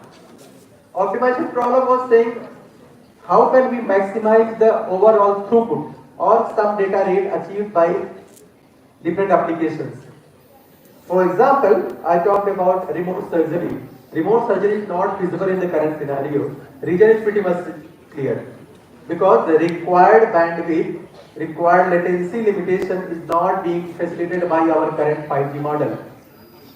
Okay? So that's the reason, keeping that in mind, we come up with a model saying like how can we maximize the overall sum data rate so that different kind of application could be evolved using 6G model. Also, we come up with the weighted maximum power control maximization and propose power allocation based whale optimization method. You know whale optimization algorithm? You know whale? Have you ever think of their characteristics? So what used to happen? There is a leader explore the path, followers generally follow the particular path, right? That's the characteristic of whale optimization, whale mechanism. So that part we have applied in our methods. And also propose a modified algorithm and show the demonstration. So let's assume this architecture is given over here, where we have CPU. CPU means some device which has some processing power. Okay? And we have different entities, for example, access point, drones, UEs, self-free user equipment. We said, like, let's assume there are such models available. If such models are coming together, they will create interference with each other. Okay? They might create interference. Interference means they are going to degrade your data rate. They are going to degrade your efficiency. So to avoid that part, we come up with the mathematical notation. Here you can see different kind of desired communication signals. Desired communication signal that we need, but due to different interference, because heterogeneous models are available, they create problems. Okay? So how do we manage it? So we are going to manage with help of different methods. So we categorize different kind of users. There will be the user which is directly connected with cell user, the user which is directly connected with UAV or drone, or users they are following the D2D pair, and overall users we say system user. Okay? So here you can see different kind of users, right? One user that is directly connected with D2D mode within proximity range. Some users are taking services from drones. Some users are taking services from the base station. So all those users are known in our model as system user, and we denoted as N. Access points over there. Access point means base station which are facilitating us this model. From now onwards, most probably, I will try not going deeper, but I will just try to highlight the portions that are relevant to this particular model. So coherence block is nothing but is saying a state where uplink pilot is some kind of signal you can think of, which is helping us out for transmission of data. Okay, how your data, let's assume you are just uploading some video on Instagram. You need data rate, right? Without internet it can't be uploaded. Okay? Or you are trying to make a status on your WhatsApp, you need internet connectivity, right? Otherwise it is not feasible. So in 6G we are saying this will be done with help of pilot assignment, and a block, there will be a block. In first block there will be some control signal. Here particularly we are saying pilot signal. In second one there will be data mode where data will be uploaded. And this block will help us out for what purpose? For transmitting the signals, right? Or data. So in this process we are saying different reasons for this one. The purpose was how can you use uplink pilot to estimate channel condition, what channel condition currently is of signal, so that if channel is not the proper bit, then communication is not feasible enough, right? So that's the reason we are trying to find out with help of these control signals or pilot signals. We'll try to figure out the channel condition. Once channel condition we are able to estimate, then we'll transmit the signal or our data. So that's the notion, but mathematical part I will not go in detail. So in this process, what is going to happen is, the first of all, we are saying UAV or drones or self-free users or device-to-device model receive the channel estimation model, like either channel is okay or not. If channel condition is okay, then pilot assignment strategy will be done. Okay? Pilot assignment is before sending the actual data, we are just trying to say either path is okay or not. And that path is okay or not is being done by the pilot, right? And once it finds channel estimation and power strategy is okay, and that strategy will give the maximum throughput or maximum data rate, then only we will transmit the signal.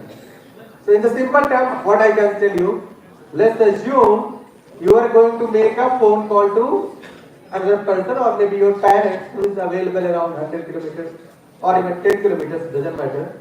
So what generally used to happen first of all? So the process used to happen, first of all, you cannot talk directly to your other one, right? Ringing over here. So in this process, what used to happen? First, control signal used to flow around the whole path. It directly go to base station or tower, which is you are connected with. Then it will go to another tower which your family member or parents is connected with. Then the whole link will be set up. Who is going to set up this link? Control signal is going to set up that particular link, right? Once this link is been connected, then only it will happen to another person's phone. After that, you can talk. So what I'm trying to say is, this is a complicated process, right? Within 30 seconds or 10 seconds, we are able to get connected. But in between, there are many mechanisms used to happen, right? So similarly, here we are saying, before sending the actual data or before talking over phone, we'll see either this connectivity is feasible or not. If connectivity is feasible, who is going to take care of the control message? Control message and pilot message will make sure that connectivity is feasible. Once connectivity is feasible, then we can send the data. Because data is important for us, right? We cannot lose the data. That's the strategy we are going to follow. But in this process, we need to know what is data rate, how can we calculate the data rate. So this is pretty like Shannon capacity formula, if you know from EC background. If you are not, if that's okay. You know how to calculate the data rate. So with help of this data rate, we are able to calculate, and then we are able to get to know what could be the average data rate if you are going to connect with this particular state of mind. Okay. And so based on this one, we are trying to figure out all three users' data rates, and at the end, our main aim was to maximize this particular problem. So what problem we were trying to maximize? Our main intention was how can we maximize overall data rate. Okay, so with help of these particular equations, we can calculate this data rate, right? But it is not just data rate, but at the same time, we are also making sure the minimum required data rate should be maintained across all the users. Okay, so we had two objectives. One objective is pretty much sure uplink achievable some data rate should be maximized. The second one we are saying in overall system, right, for all the users. But in the second one we were saying how can we maximize the minimum users rate while also prioritizing their requirement. Priority means, let's assume there are users, some users are using the healthcare applications, some are normally the mobile, just for talking purposes, or some are police people are using some kind of application. Which application should be given highest priority? That's the meaning of it, right? So, it looks pretty easy problem, right? I'm not going each and every variable, but if you ask me a question, I might be able to answer it. But what I'm trying to say, it looks here 4 equations, right? But this is pretty much notorious problem. So in computer science, generally we used to say NP hard, NP complete problems. So this is NP hard problem. We have proven it how difficult this problem is. So in reality, this problem can't be solved in polynomial type complexity. Those data are coming from computer science. In simple terms, this problem cannot be solved through our laptop. The reason is because such space is quite huge. Such space is exponential. So that will not fit in our computers. So that's the reason we are coming with the approximated solution. For the approximated solution, we applied the concept of whale optimization. I already told you what is the whale optimization mechanism. So if you ever observe something, so what generally used to happen? There is a leader in the whale. Okay, what does it do? It explores the whole path. Okay, then other followers, whatever following, they used to follow their path in order to reach the target. What is target? To get the food, right? Okay, so they try to explore where these smaller fishes are available. The leader will explore it, and all the followers will just follow and try to reach the same place and get the food. That mechanism we follow to solve this particular problem, right? So 90% time what used to happen? 90% time what used to happen, because we are talking innovation, like BTech purchase students say, like, what innovation you are talking about, sir? How can we innovate? Okay? You can innovate given that you know what to innovate, right? So I just try to keep your mind saying that there are thousand problems which have not been solved yet. Try to explore one of them. If you know how to do it, it's better. If you don't know, try to consult your faculty members. If they don't try to explore the other models, right? Because everyone cannot know everything, right? So come with the ideas, right? It's not like, at least you have some idea, curiosity, then you can get the notion, okay? So we solved this problem using this one. And what used to happen, I will again not go in this model deeply. So we developed algorithm, which algorithm was pretty much good for such kind of problem to be solved, like pilot assignment, how can we maximize the data rate, how can we guarantee the minimum data rate should be maintained, such kind of model we developed. For this one we proposed algorithm. We proposed this to the students and groups. So we proposed two algorithms to solve it. So this is the flow chart that you can see, AGS flow chart, and here is the pseudocode. Here is the pseudocode, right?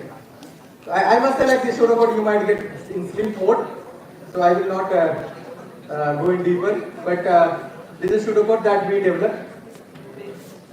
And in the first one we try to maximize this model which is giving the this one, and the second one we try to come up with the pilot assignment which gives us the another algorithm like power allocation for with help of whale optimization algorithm. And this is the flow chart. You know flow chart, right? Yeah, so this is another kind of flow chart. So I must say like you might be knowing what is meaning of square, what is meaning of triangle, right? So you can see like how it is helping out. Okay, like rhombus, other things, right? So anyway, I will not go detail because detail might take more time. Okay, so yeah, so we propose that's what we are claiming. So this first algorithm was taking place. So here you can see we have 22 lines of code. It's algorithmic code or pseudo code. So you can think of how many number of codes would have been there if we are going to implement this particular algorithm, right? So it was around 500 lines of code. Okay. The second one we tried to optimize the power allocation mechanism which were giving us the minimum required data rate, and for that we proposed another algorithm, and it is like modified whale optimization algorithm which was taking care of the whale population, calculation of fitness, updated other parts, right? So what is fitness factor, other things it will again take at least 5 to 6 lectures. So right now just think there is fitness factor which help us to get the solution if you are going to apply the whale optimization algorithm, right? So here is pseudocode, but definitely I am not going in detail. Yeah, this 20 line pseudocode is giving how can minimum required data rate would be maintained. Okay, so this was we have proven several theorem other parts because I will not go in details. So what was the my main notion? My main, I just want to repeat. I started with very nice diagram. Stating that upcoming future will be like something this. Then I said like this is okay, but what kind of challenges we are going to get, right? With help of this one. So the challenges we figured out. These are different research challenges. Out of these research challenges, what we did? We formulated the problem, and saying that the problem is difficult to solve. Then we come up with this problem. We try to optimize this problem. This problem pretty difficult to solve. Then we propose the whale optimization based solution, right? That's what we did. And for this purpose, we proposed two algorithms. Now saying that whatever algorithms I have proposed is going to solve my problem or not, right? So I can give because many young generation is here, right? Let's make it a little bit hard, lighter side. Many young generations are here. So what is happening? A boy is going to approach a girl. Okay? Everyone please pay attention, right? Now you can pay attention, right? So what is happening? A boy is going to approach a girl and actually says, "Oh, I love a lot. I love you, so I cannot live without you." So girl is saying, "Show me." Okay. So someone is saying, "I am pretty much hungry, please give me food." Someone is saying, "Okay, show me. Where are you hungry?" So there are different factors we cannot parameterize. Okay, there are different factors which cannot be parameterized, but for this one we can at least parameterize it. We can prove it, how close we are. Okay? So hunger can't be calculated, that I can understand. But here we have algorithm, we have models, we can calculate it, right? But calculation is not only factor, right? We need to show like my proposed algorithm is going to give better outcome, relatively better outcome. I'm not saying drastically better outcome, relatively better outcome, right? For that reason, I'm going to compare my method with other approaches as well. Okay? Okay, so what happens as it is not available currently in our current market, so we took several factors which are prominent factors for 6G. Based on this simulation model, we created simulation tool. Okay, and everything was written in the Python programming. So based on this one, we try to compare our methods with the different available literatures at that particular time, and we figured out our methods give better outcome. Then someone may ask question, why my method is giving better outcome? Because our proposed heuristic is better than all available heuristic. Our proposed algorithm gives better outcome, right? Our algorithm is better than any other algorithm. So we calculated on different factors, right? So I will not go each one by this model. So several symptoms with the help of different factors we try to calculate and try to show why our method is better and what is convergence of this one and what data rate it is giving or what impact it is going to make. So coming to conclusion part, I can see like many cases are not pretty much okay with all these other parts. So I will just conclude it and also show you direction where you can contribute. So we developed a model for 6G and we given name selfie milestone memo. So let's not go in detail if you are not aware of. We formulated problem, then problem we try to solve using the whale optimization algorithm. And we showed that our methods give better outcome compared to what the literature is already available, right? And also shown you. Now question comes, if let's assume someone is in third year or second year. So they might ask question, right? Sir, you have done that's very nice. Now tell me what I can do. Now I'm going to show what haven't been done yet. There you can contribute being a student, being academician, right? So there are many problems. For example, exploring downlink transmission, developing new algorithms, developing more lightweighted algorithms, that could be part of your model, right? Developing new kind of signal processing model, that could be one of the contributions. Also, in this one I just discussed one dimension where I said like whale optimization algorithm is going to work out. But there are many more methods. The most important buzzword, you can say how AI/ML part could be helping out to solve this particular problem, right? So those who are computer science or computer network, they might be knowing. So we have OSI model, TCP model. So we have different layers in those models, right?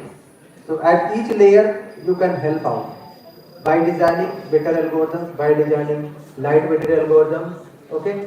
For example, physical layer, we have challenges. For example, channel estimation, modulation, identification, beamforming. These are different challenges. And it might look like new terms for you, but believe me, once you are going to spend at least one day, these terms will be familiar to you, right? So there are different research challenges where you can contribute, where you can submit, write the proposal, write the paper and submit for conferences, right? Those will help you out, right? So there you can apply AI/ML based techniques or graph theory based techniques or other methods. You can develop the lightweighted, less execution time based methods, low computational complexity based model, high detectability, accuracy, high interference. So there are different notions that you can explore on and can work on, right? So being a student, I am assuming many of you are students, so someone may ask questions on where I can get this one. So whatever I discuss, most of the contents are from my research papers. So these are first one I discussed whatever it recently got published in the last 2 months. So most of the contents you can get from here. So I would like to thank my research scholars. So like Saurabh Kumar Mishra, Moiranga Bikason, they are my research scholars who worked very hard. And here you can see Divanshu Sharma, he was my MTech student. Currently he is in one of the company in Bangalore. Okay. So this is one of the research project they started in their curriculum during MTech itself. And other methods that you can see where we published several research papers in 6G domain. Recently, last year we published one. So where we try to explore the minimizing cost of content service provider in 6G, where space, air, ground integration is available. And apart from I have also a few research domains, research papers where you can explore to build another model. Like for example, I have published a research paper on 5G. 6G. Research paper might be helping you out to get new ideas, solve upcoming problems, right? Okay. So this should be sufficient whatever I discussed, right? Most of contents are from 1 to 6 papers, whatever is given over here. Okay. There are several references help me out to prepare this particular model. So those are being given over here. Now I am open for any question, and I think I am on time. I am like 5 minutes. So I am ready to take any question. Come on, guys. You can ask me a silly question, doesn't matter, right?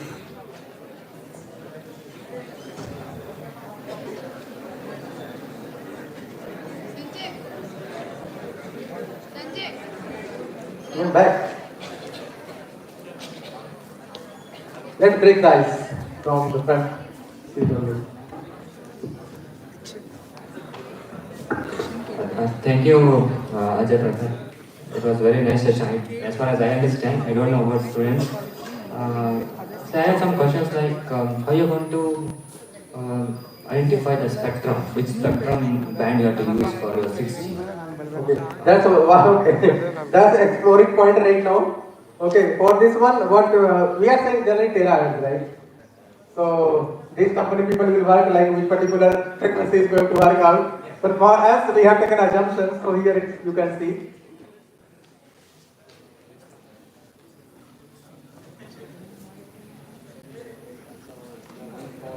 Okay, so I did not listen. So we have taken terahertz band for the implementation purpose, but as we are developing our algorithm part, so but it is not tightly aligned with the what frequency band we are taking around. Because our main aim was to solve the reported problem, and that problem, our intention was how can we develop more sufficient or better sufficient algorithm.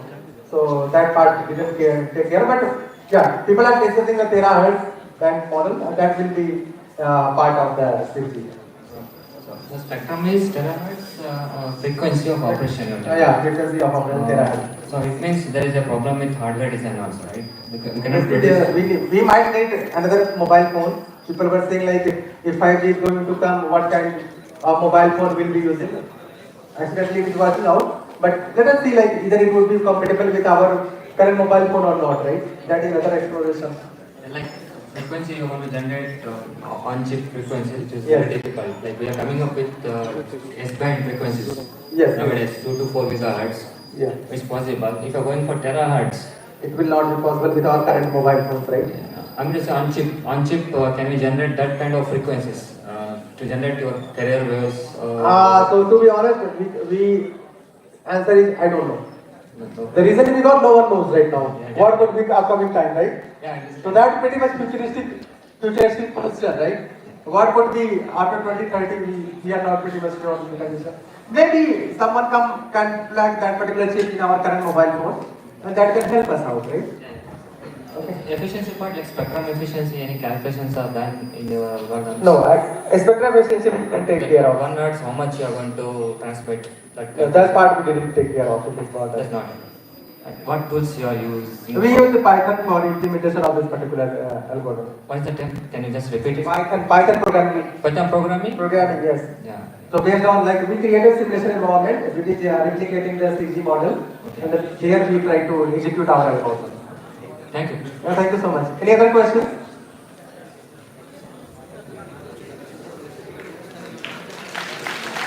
Thank you so much. Very good morning, Professor. Good afternoon. So my question is, how will it impact health, human health, as it is taking a less latency and high frequency? May I know the health benefits? So there is a very nice saying in Hindi. I don't know how many of you can understand, but let me say. दही बेचने वाला कभी नहीं बोलते मेरी दही खट्टी है.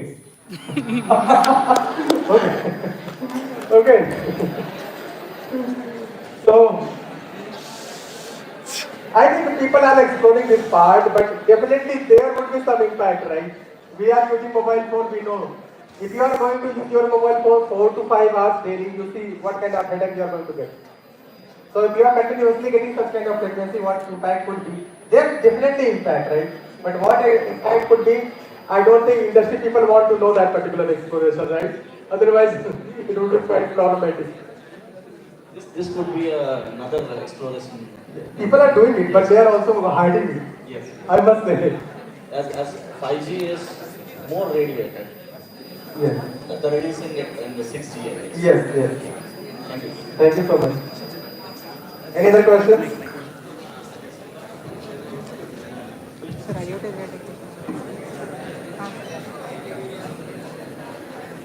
Yes, sir. You ask question. Good morning. Good afternoon. Increasing data rates in 6G is interrelated with increasing power efficiency. Yes.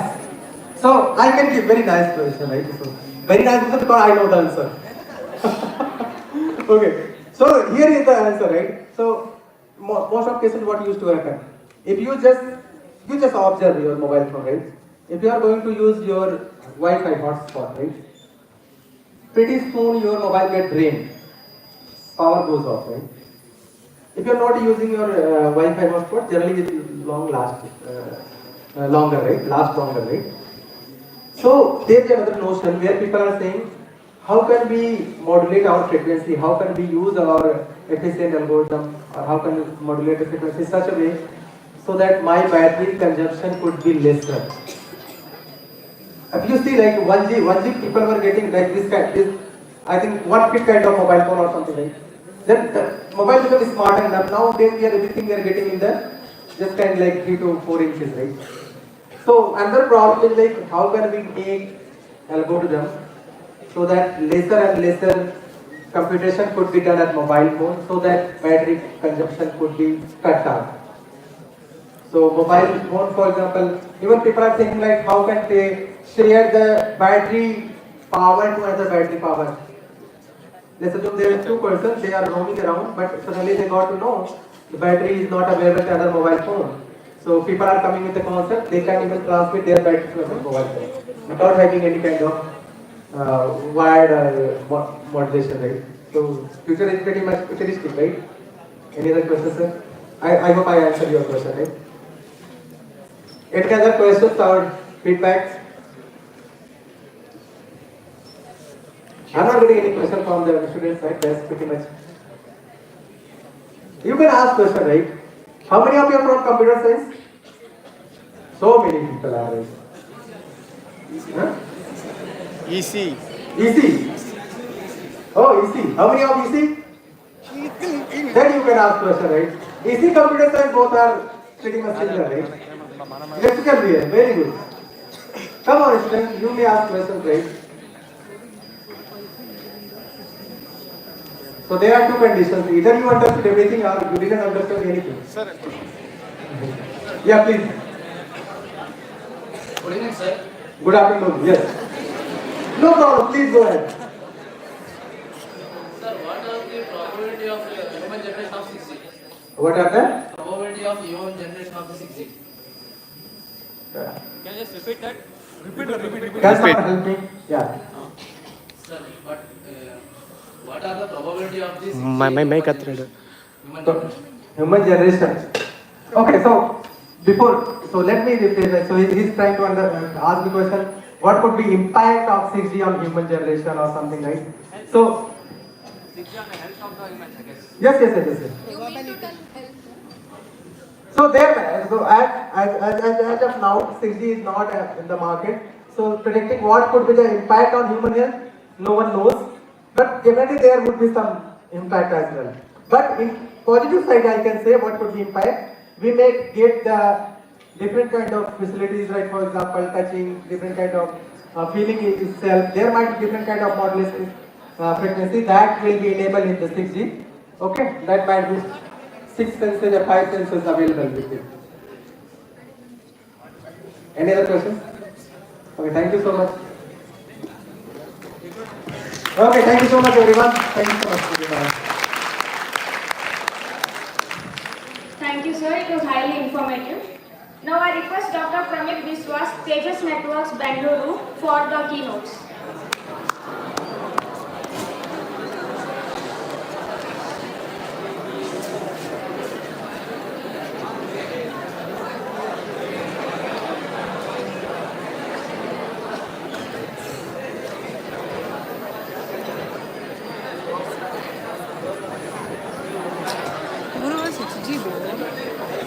Dear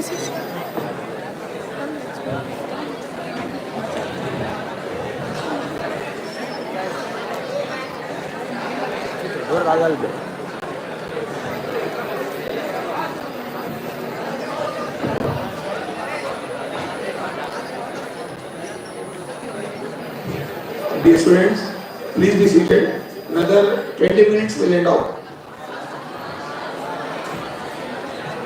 See, these sessions are for your sake, not for the faculty's sake, right? So kindly pay attention and you can just get some good information.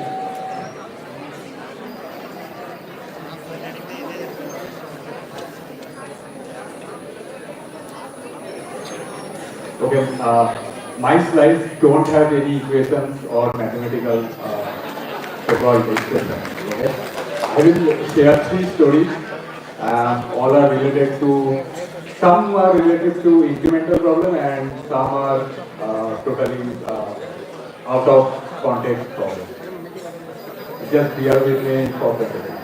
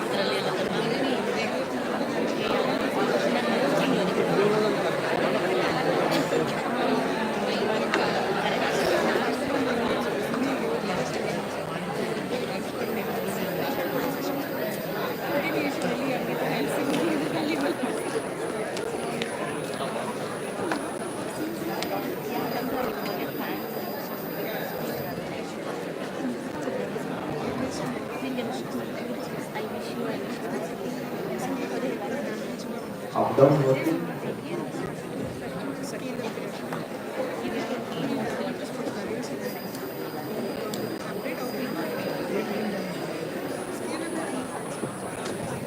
Okay, so today I will talk on automating the RAM.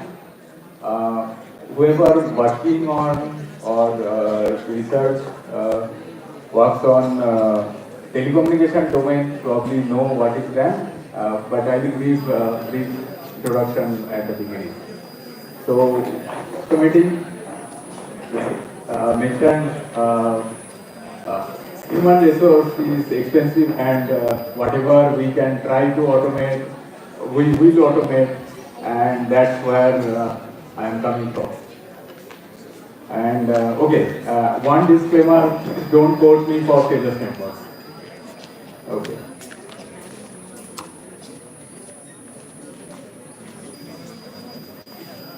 So what is RAM? You can see here. Okay. So at the lower half you can see some tower-like picture. So this is your telecom tower, and all the interface goes over C3. Now we call it EC3, and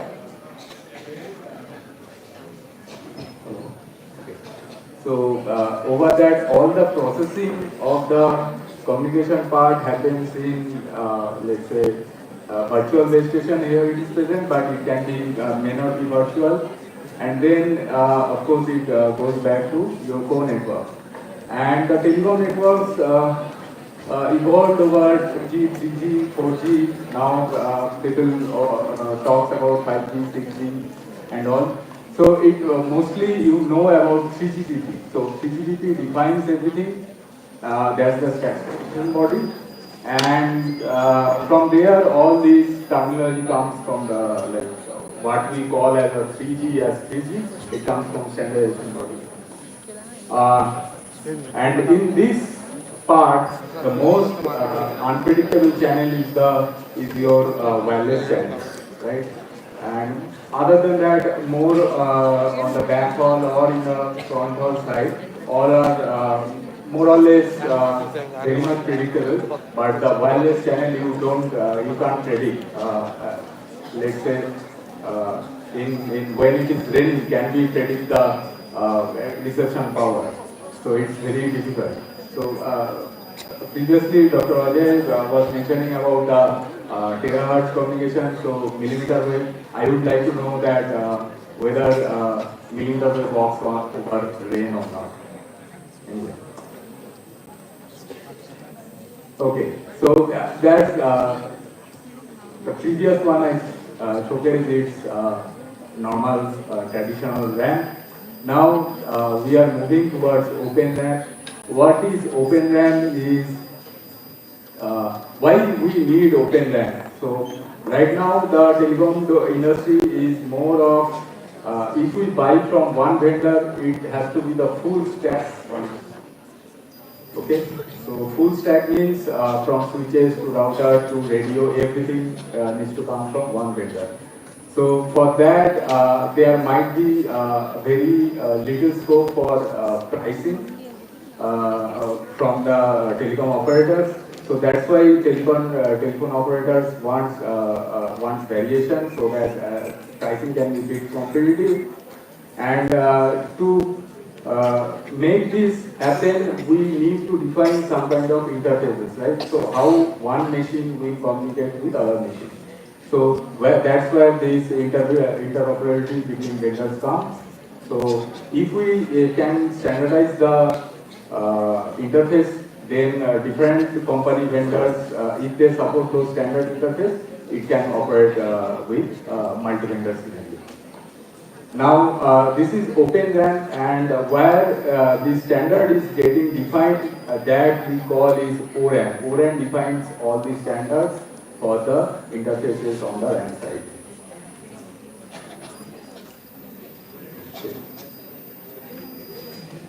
Okay, so after interfaces, we mentioned about the automation part. So on the automation side, we call there is a RAN intelligent controller. So everyone will talk about AI ML in the upcoming your presentations. So those intelligence we put in the rig, and this helps to program the whole RAM or to automate the whole RAM. Okay. So this is a very basic diagram. I omitted many details just to show what are the critical components. So one is your RU. So all ORU, ODU is mostly saying Open RU, Open DU. So that means that our radio unit supports open interfaces. That's standard interfaces. So all these are standard interfaces defined in ORAN SC. Sorry, ORAN. ORAN. Okay. When it comes to ORAN SC, ORAN SC is the software company which implements open source implementation of the ORAN interfaces. Okay.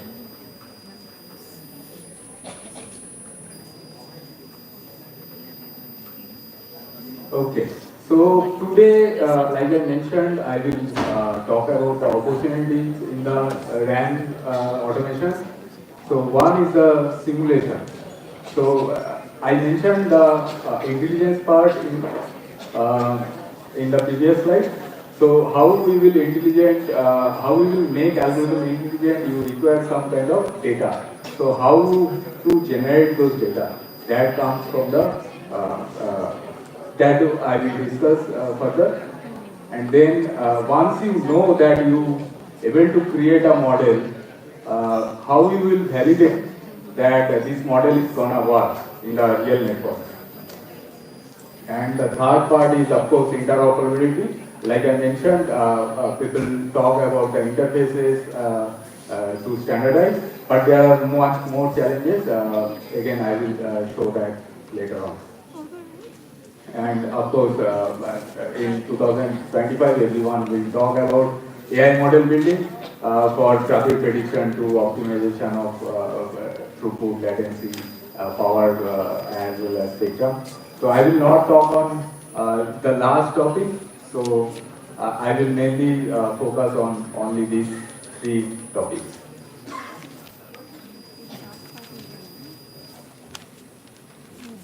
Okay. Now simulation. Simulation is for synthetic data generation. Now, when we model something on the network, how do you model, right? So you might want to say that telephone network is not new. So it comes, at least for 20 odd years, and operators have all the data they need. So why we need to create a synthetic data? The reason is operator won't give the data for free. You can't search any telecom data available open in the internet. So for all the research purpose, you need to create a realistic network data. So that you can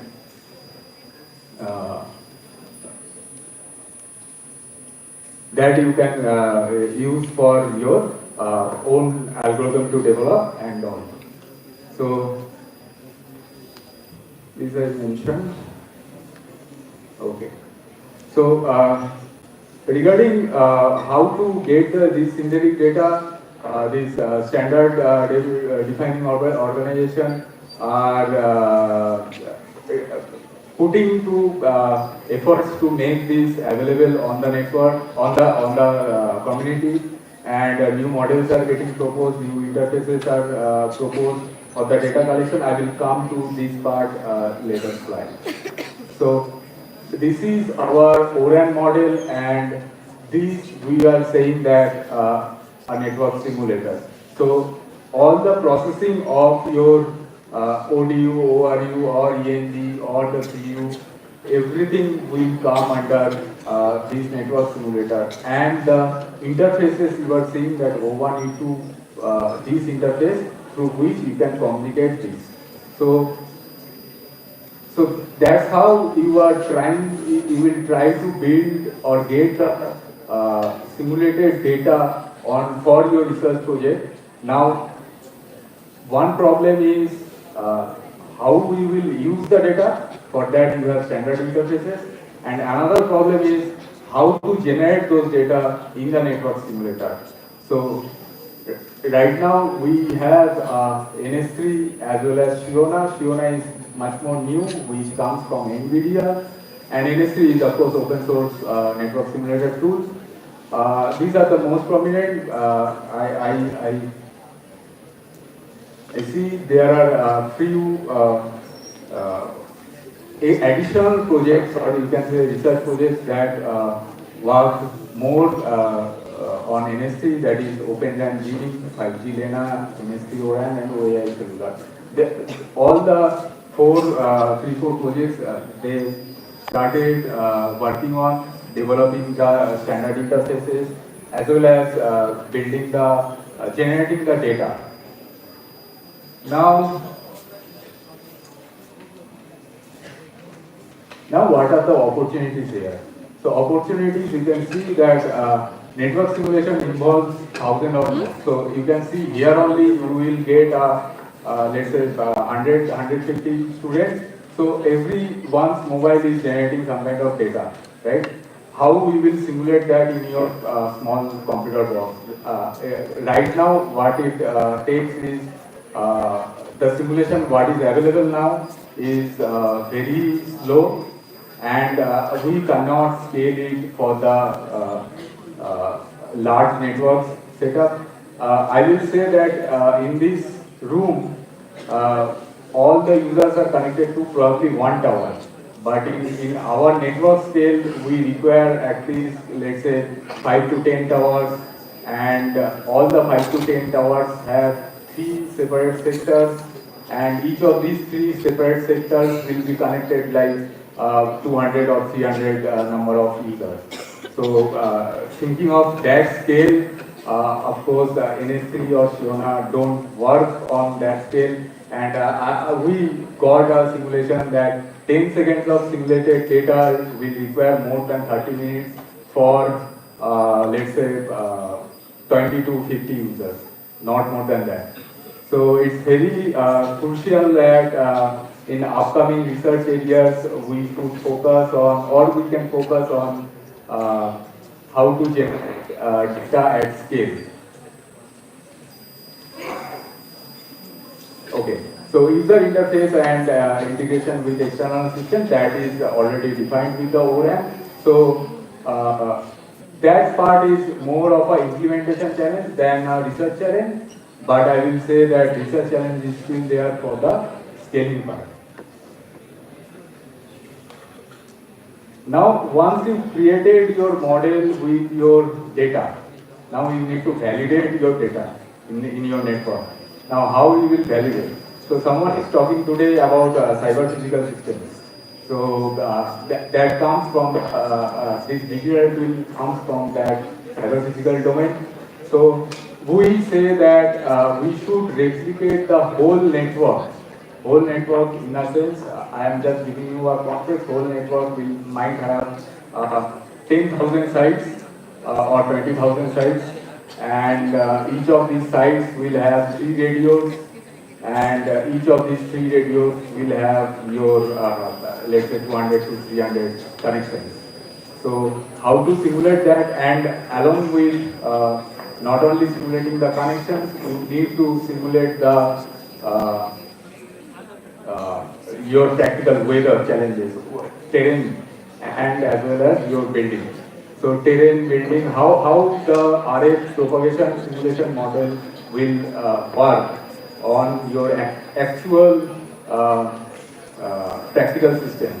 So it is more of not doing it in a computer rather than replicate the practical system in your computer, so that you can say with certain confidence that my model works very well with 95% accuracy or 98% accuracy.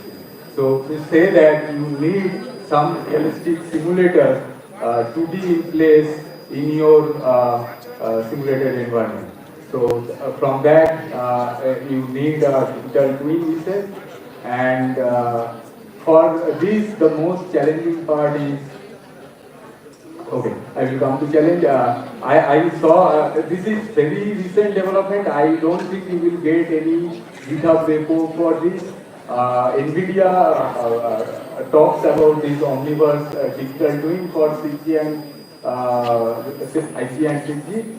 They tested UK networks and with Vodafone and some others here in France, but I do not see it is largely available for the researcher. So if researcher can come out with some kind of similar platform, or use help from NVIDIA's Omniverse platform, that will be helpful. But these are the main challenges. I will again focus on the one particular challenge is the terrain information. Terrain information is not available in the public, but it is not available to use with RF propagation delay. So all the RF propagation, how RF will propagate to your mobile, you cannot simulate right now. So easily, you cannot simulate right now easily.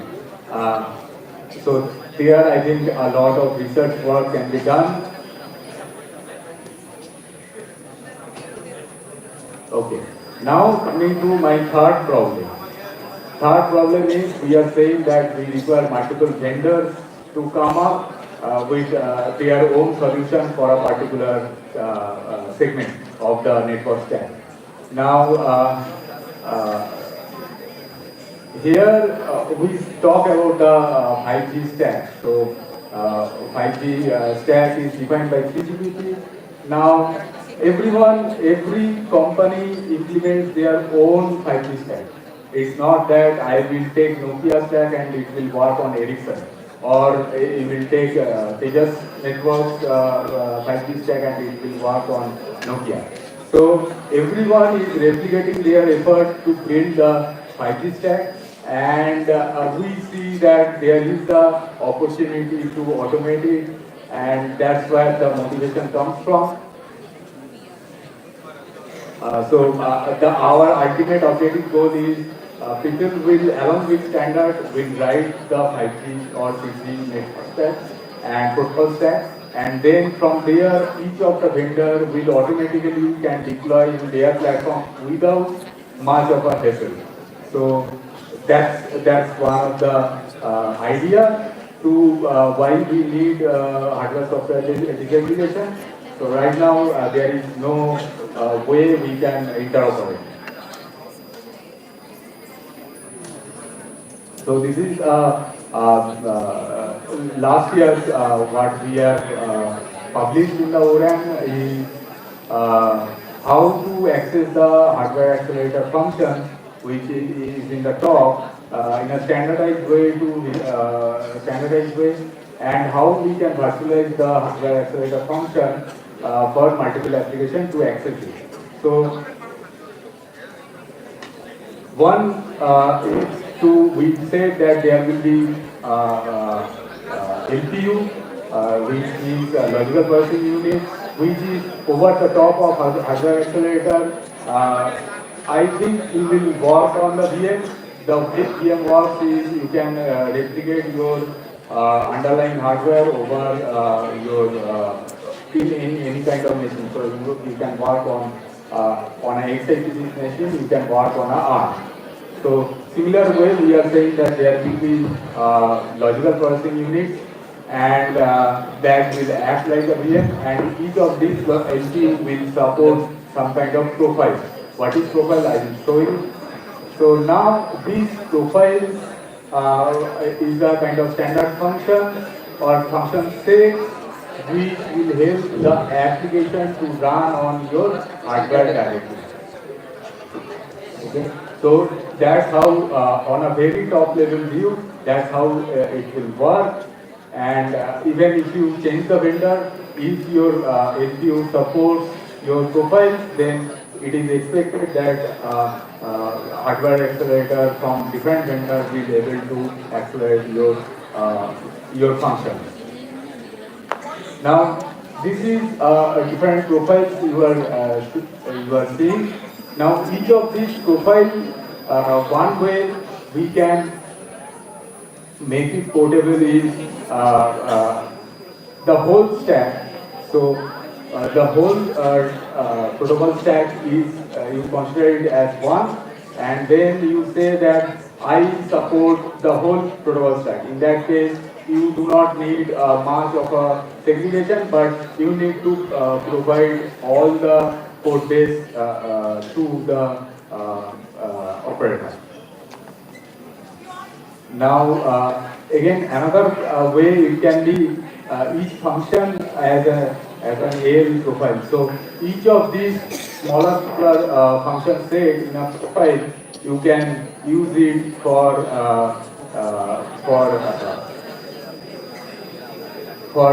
this LPU function profile, right?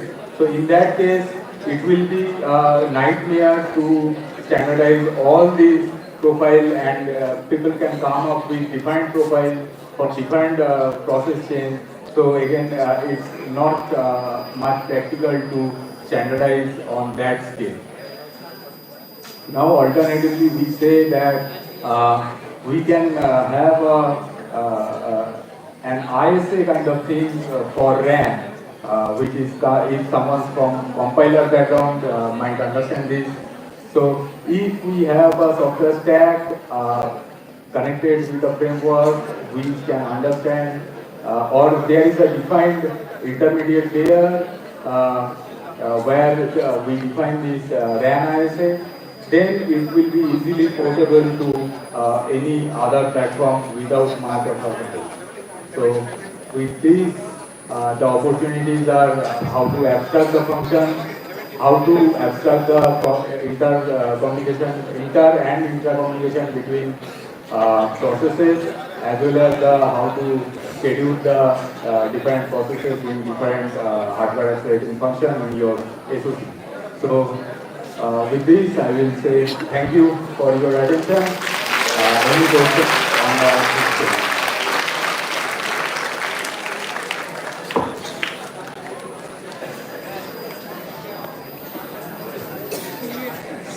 Excuse me, sir. Good afternoon. Sir. Sir, how does the open RAM address the problem of permeability between different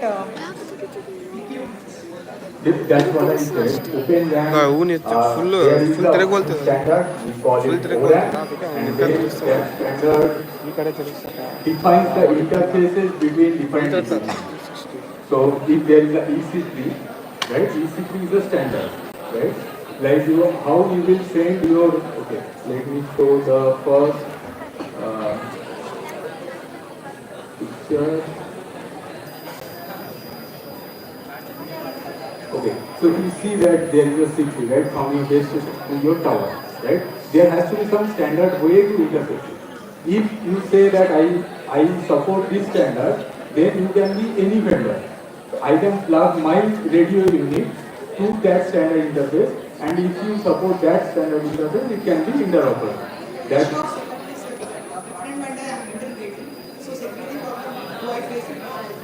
That is taken care in the standard. So that's how standard is defined, so that there should not be any security problem. And normally in this section, on the EC3 section, we will not see security problem. There are IP samples, but there will be certain security problems in the CU to DU or DU to 1.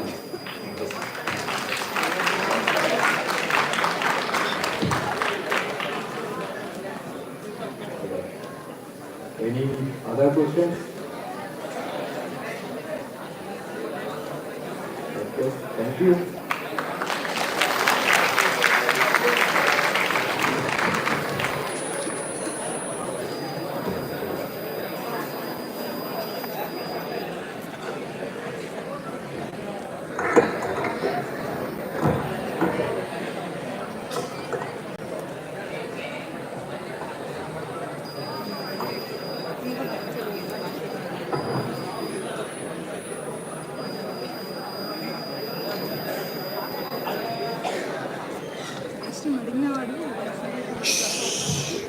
Thank you, sir. It was much knowledgeable.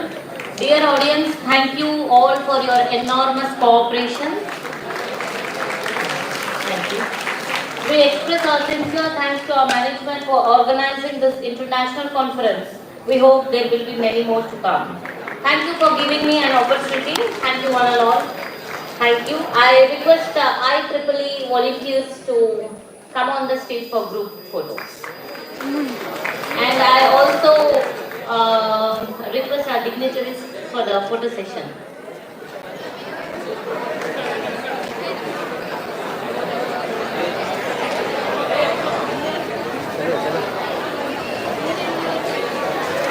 Kishkinda faculties and VITM faculties and guest of honor, please come on the stage for the photo session.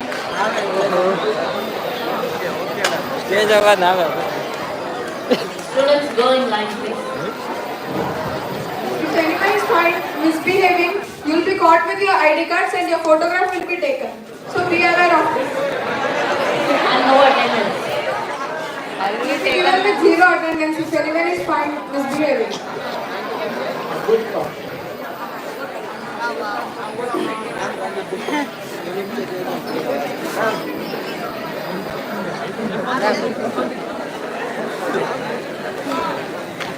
ಯಾರನ್ನ ಕ್ಯಾಮ್ರಾದಾಗ ಬರಂಗಿದ್ರೆ ನೋಡಪ್ಪ ಒಂದ್ಸಲ look ಕೊಟ್ಟವ್ರೆ.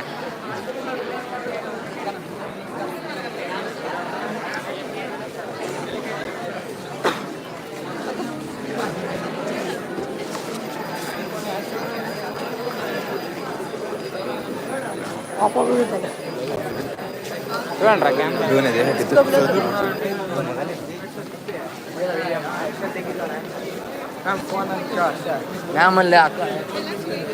ನಾನೇ ಅಕ್ಕ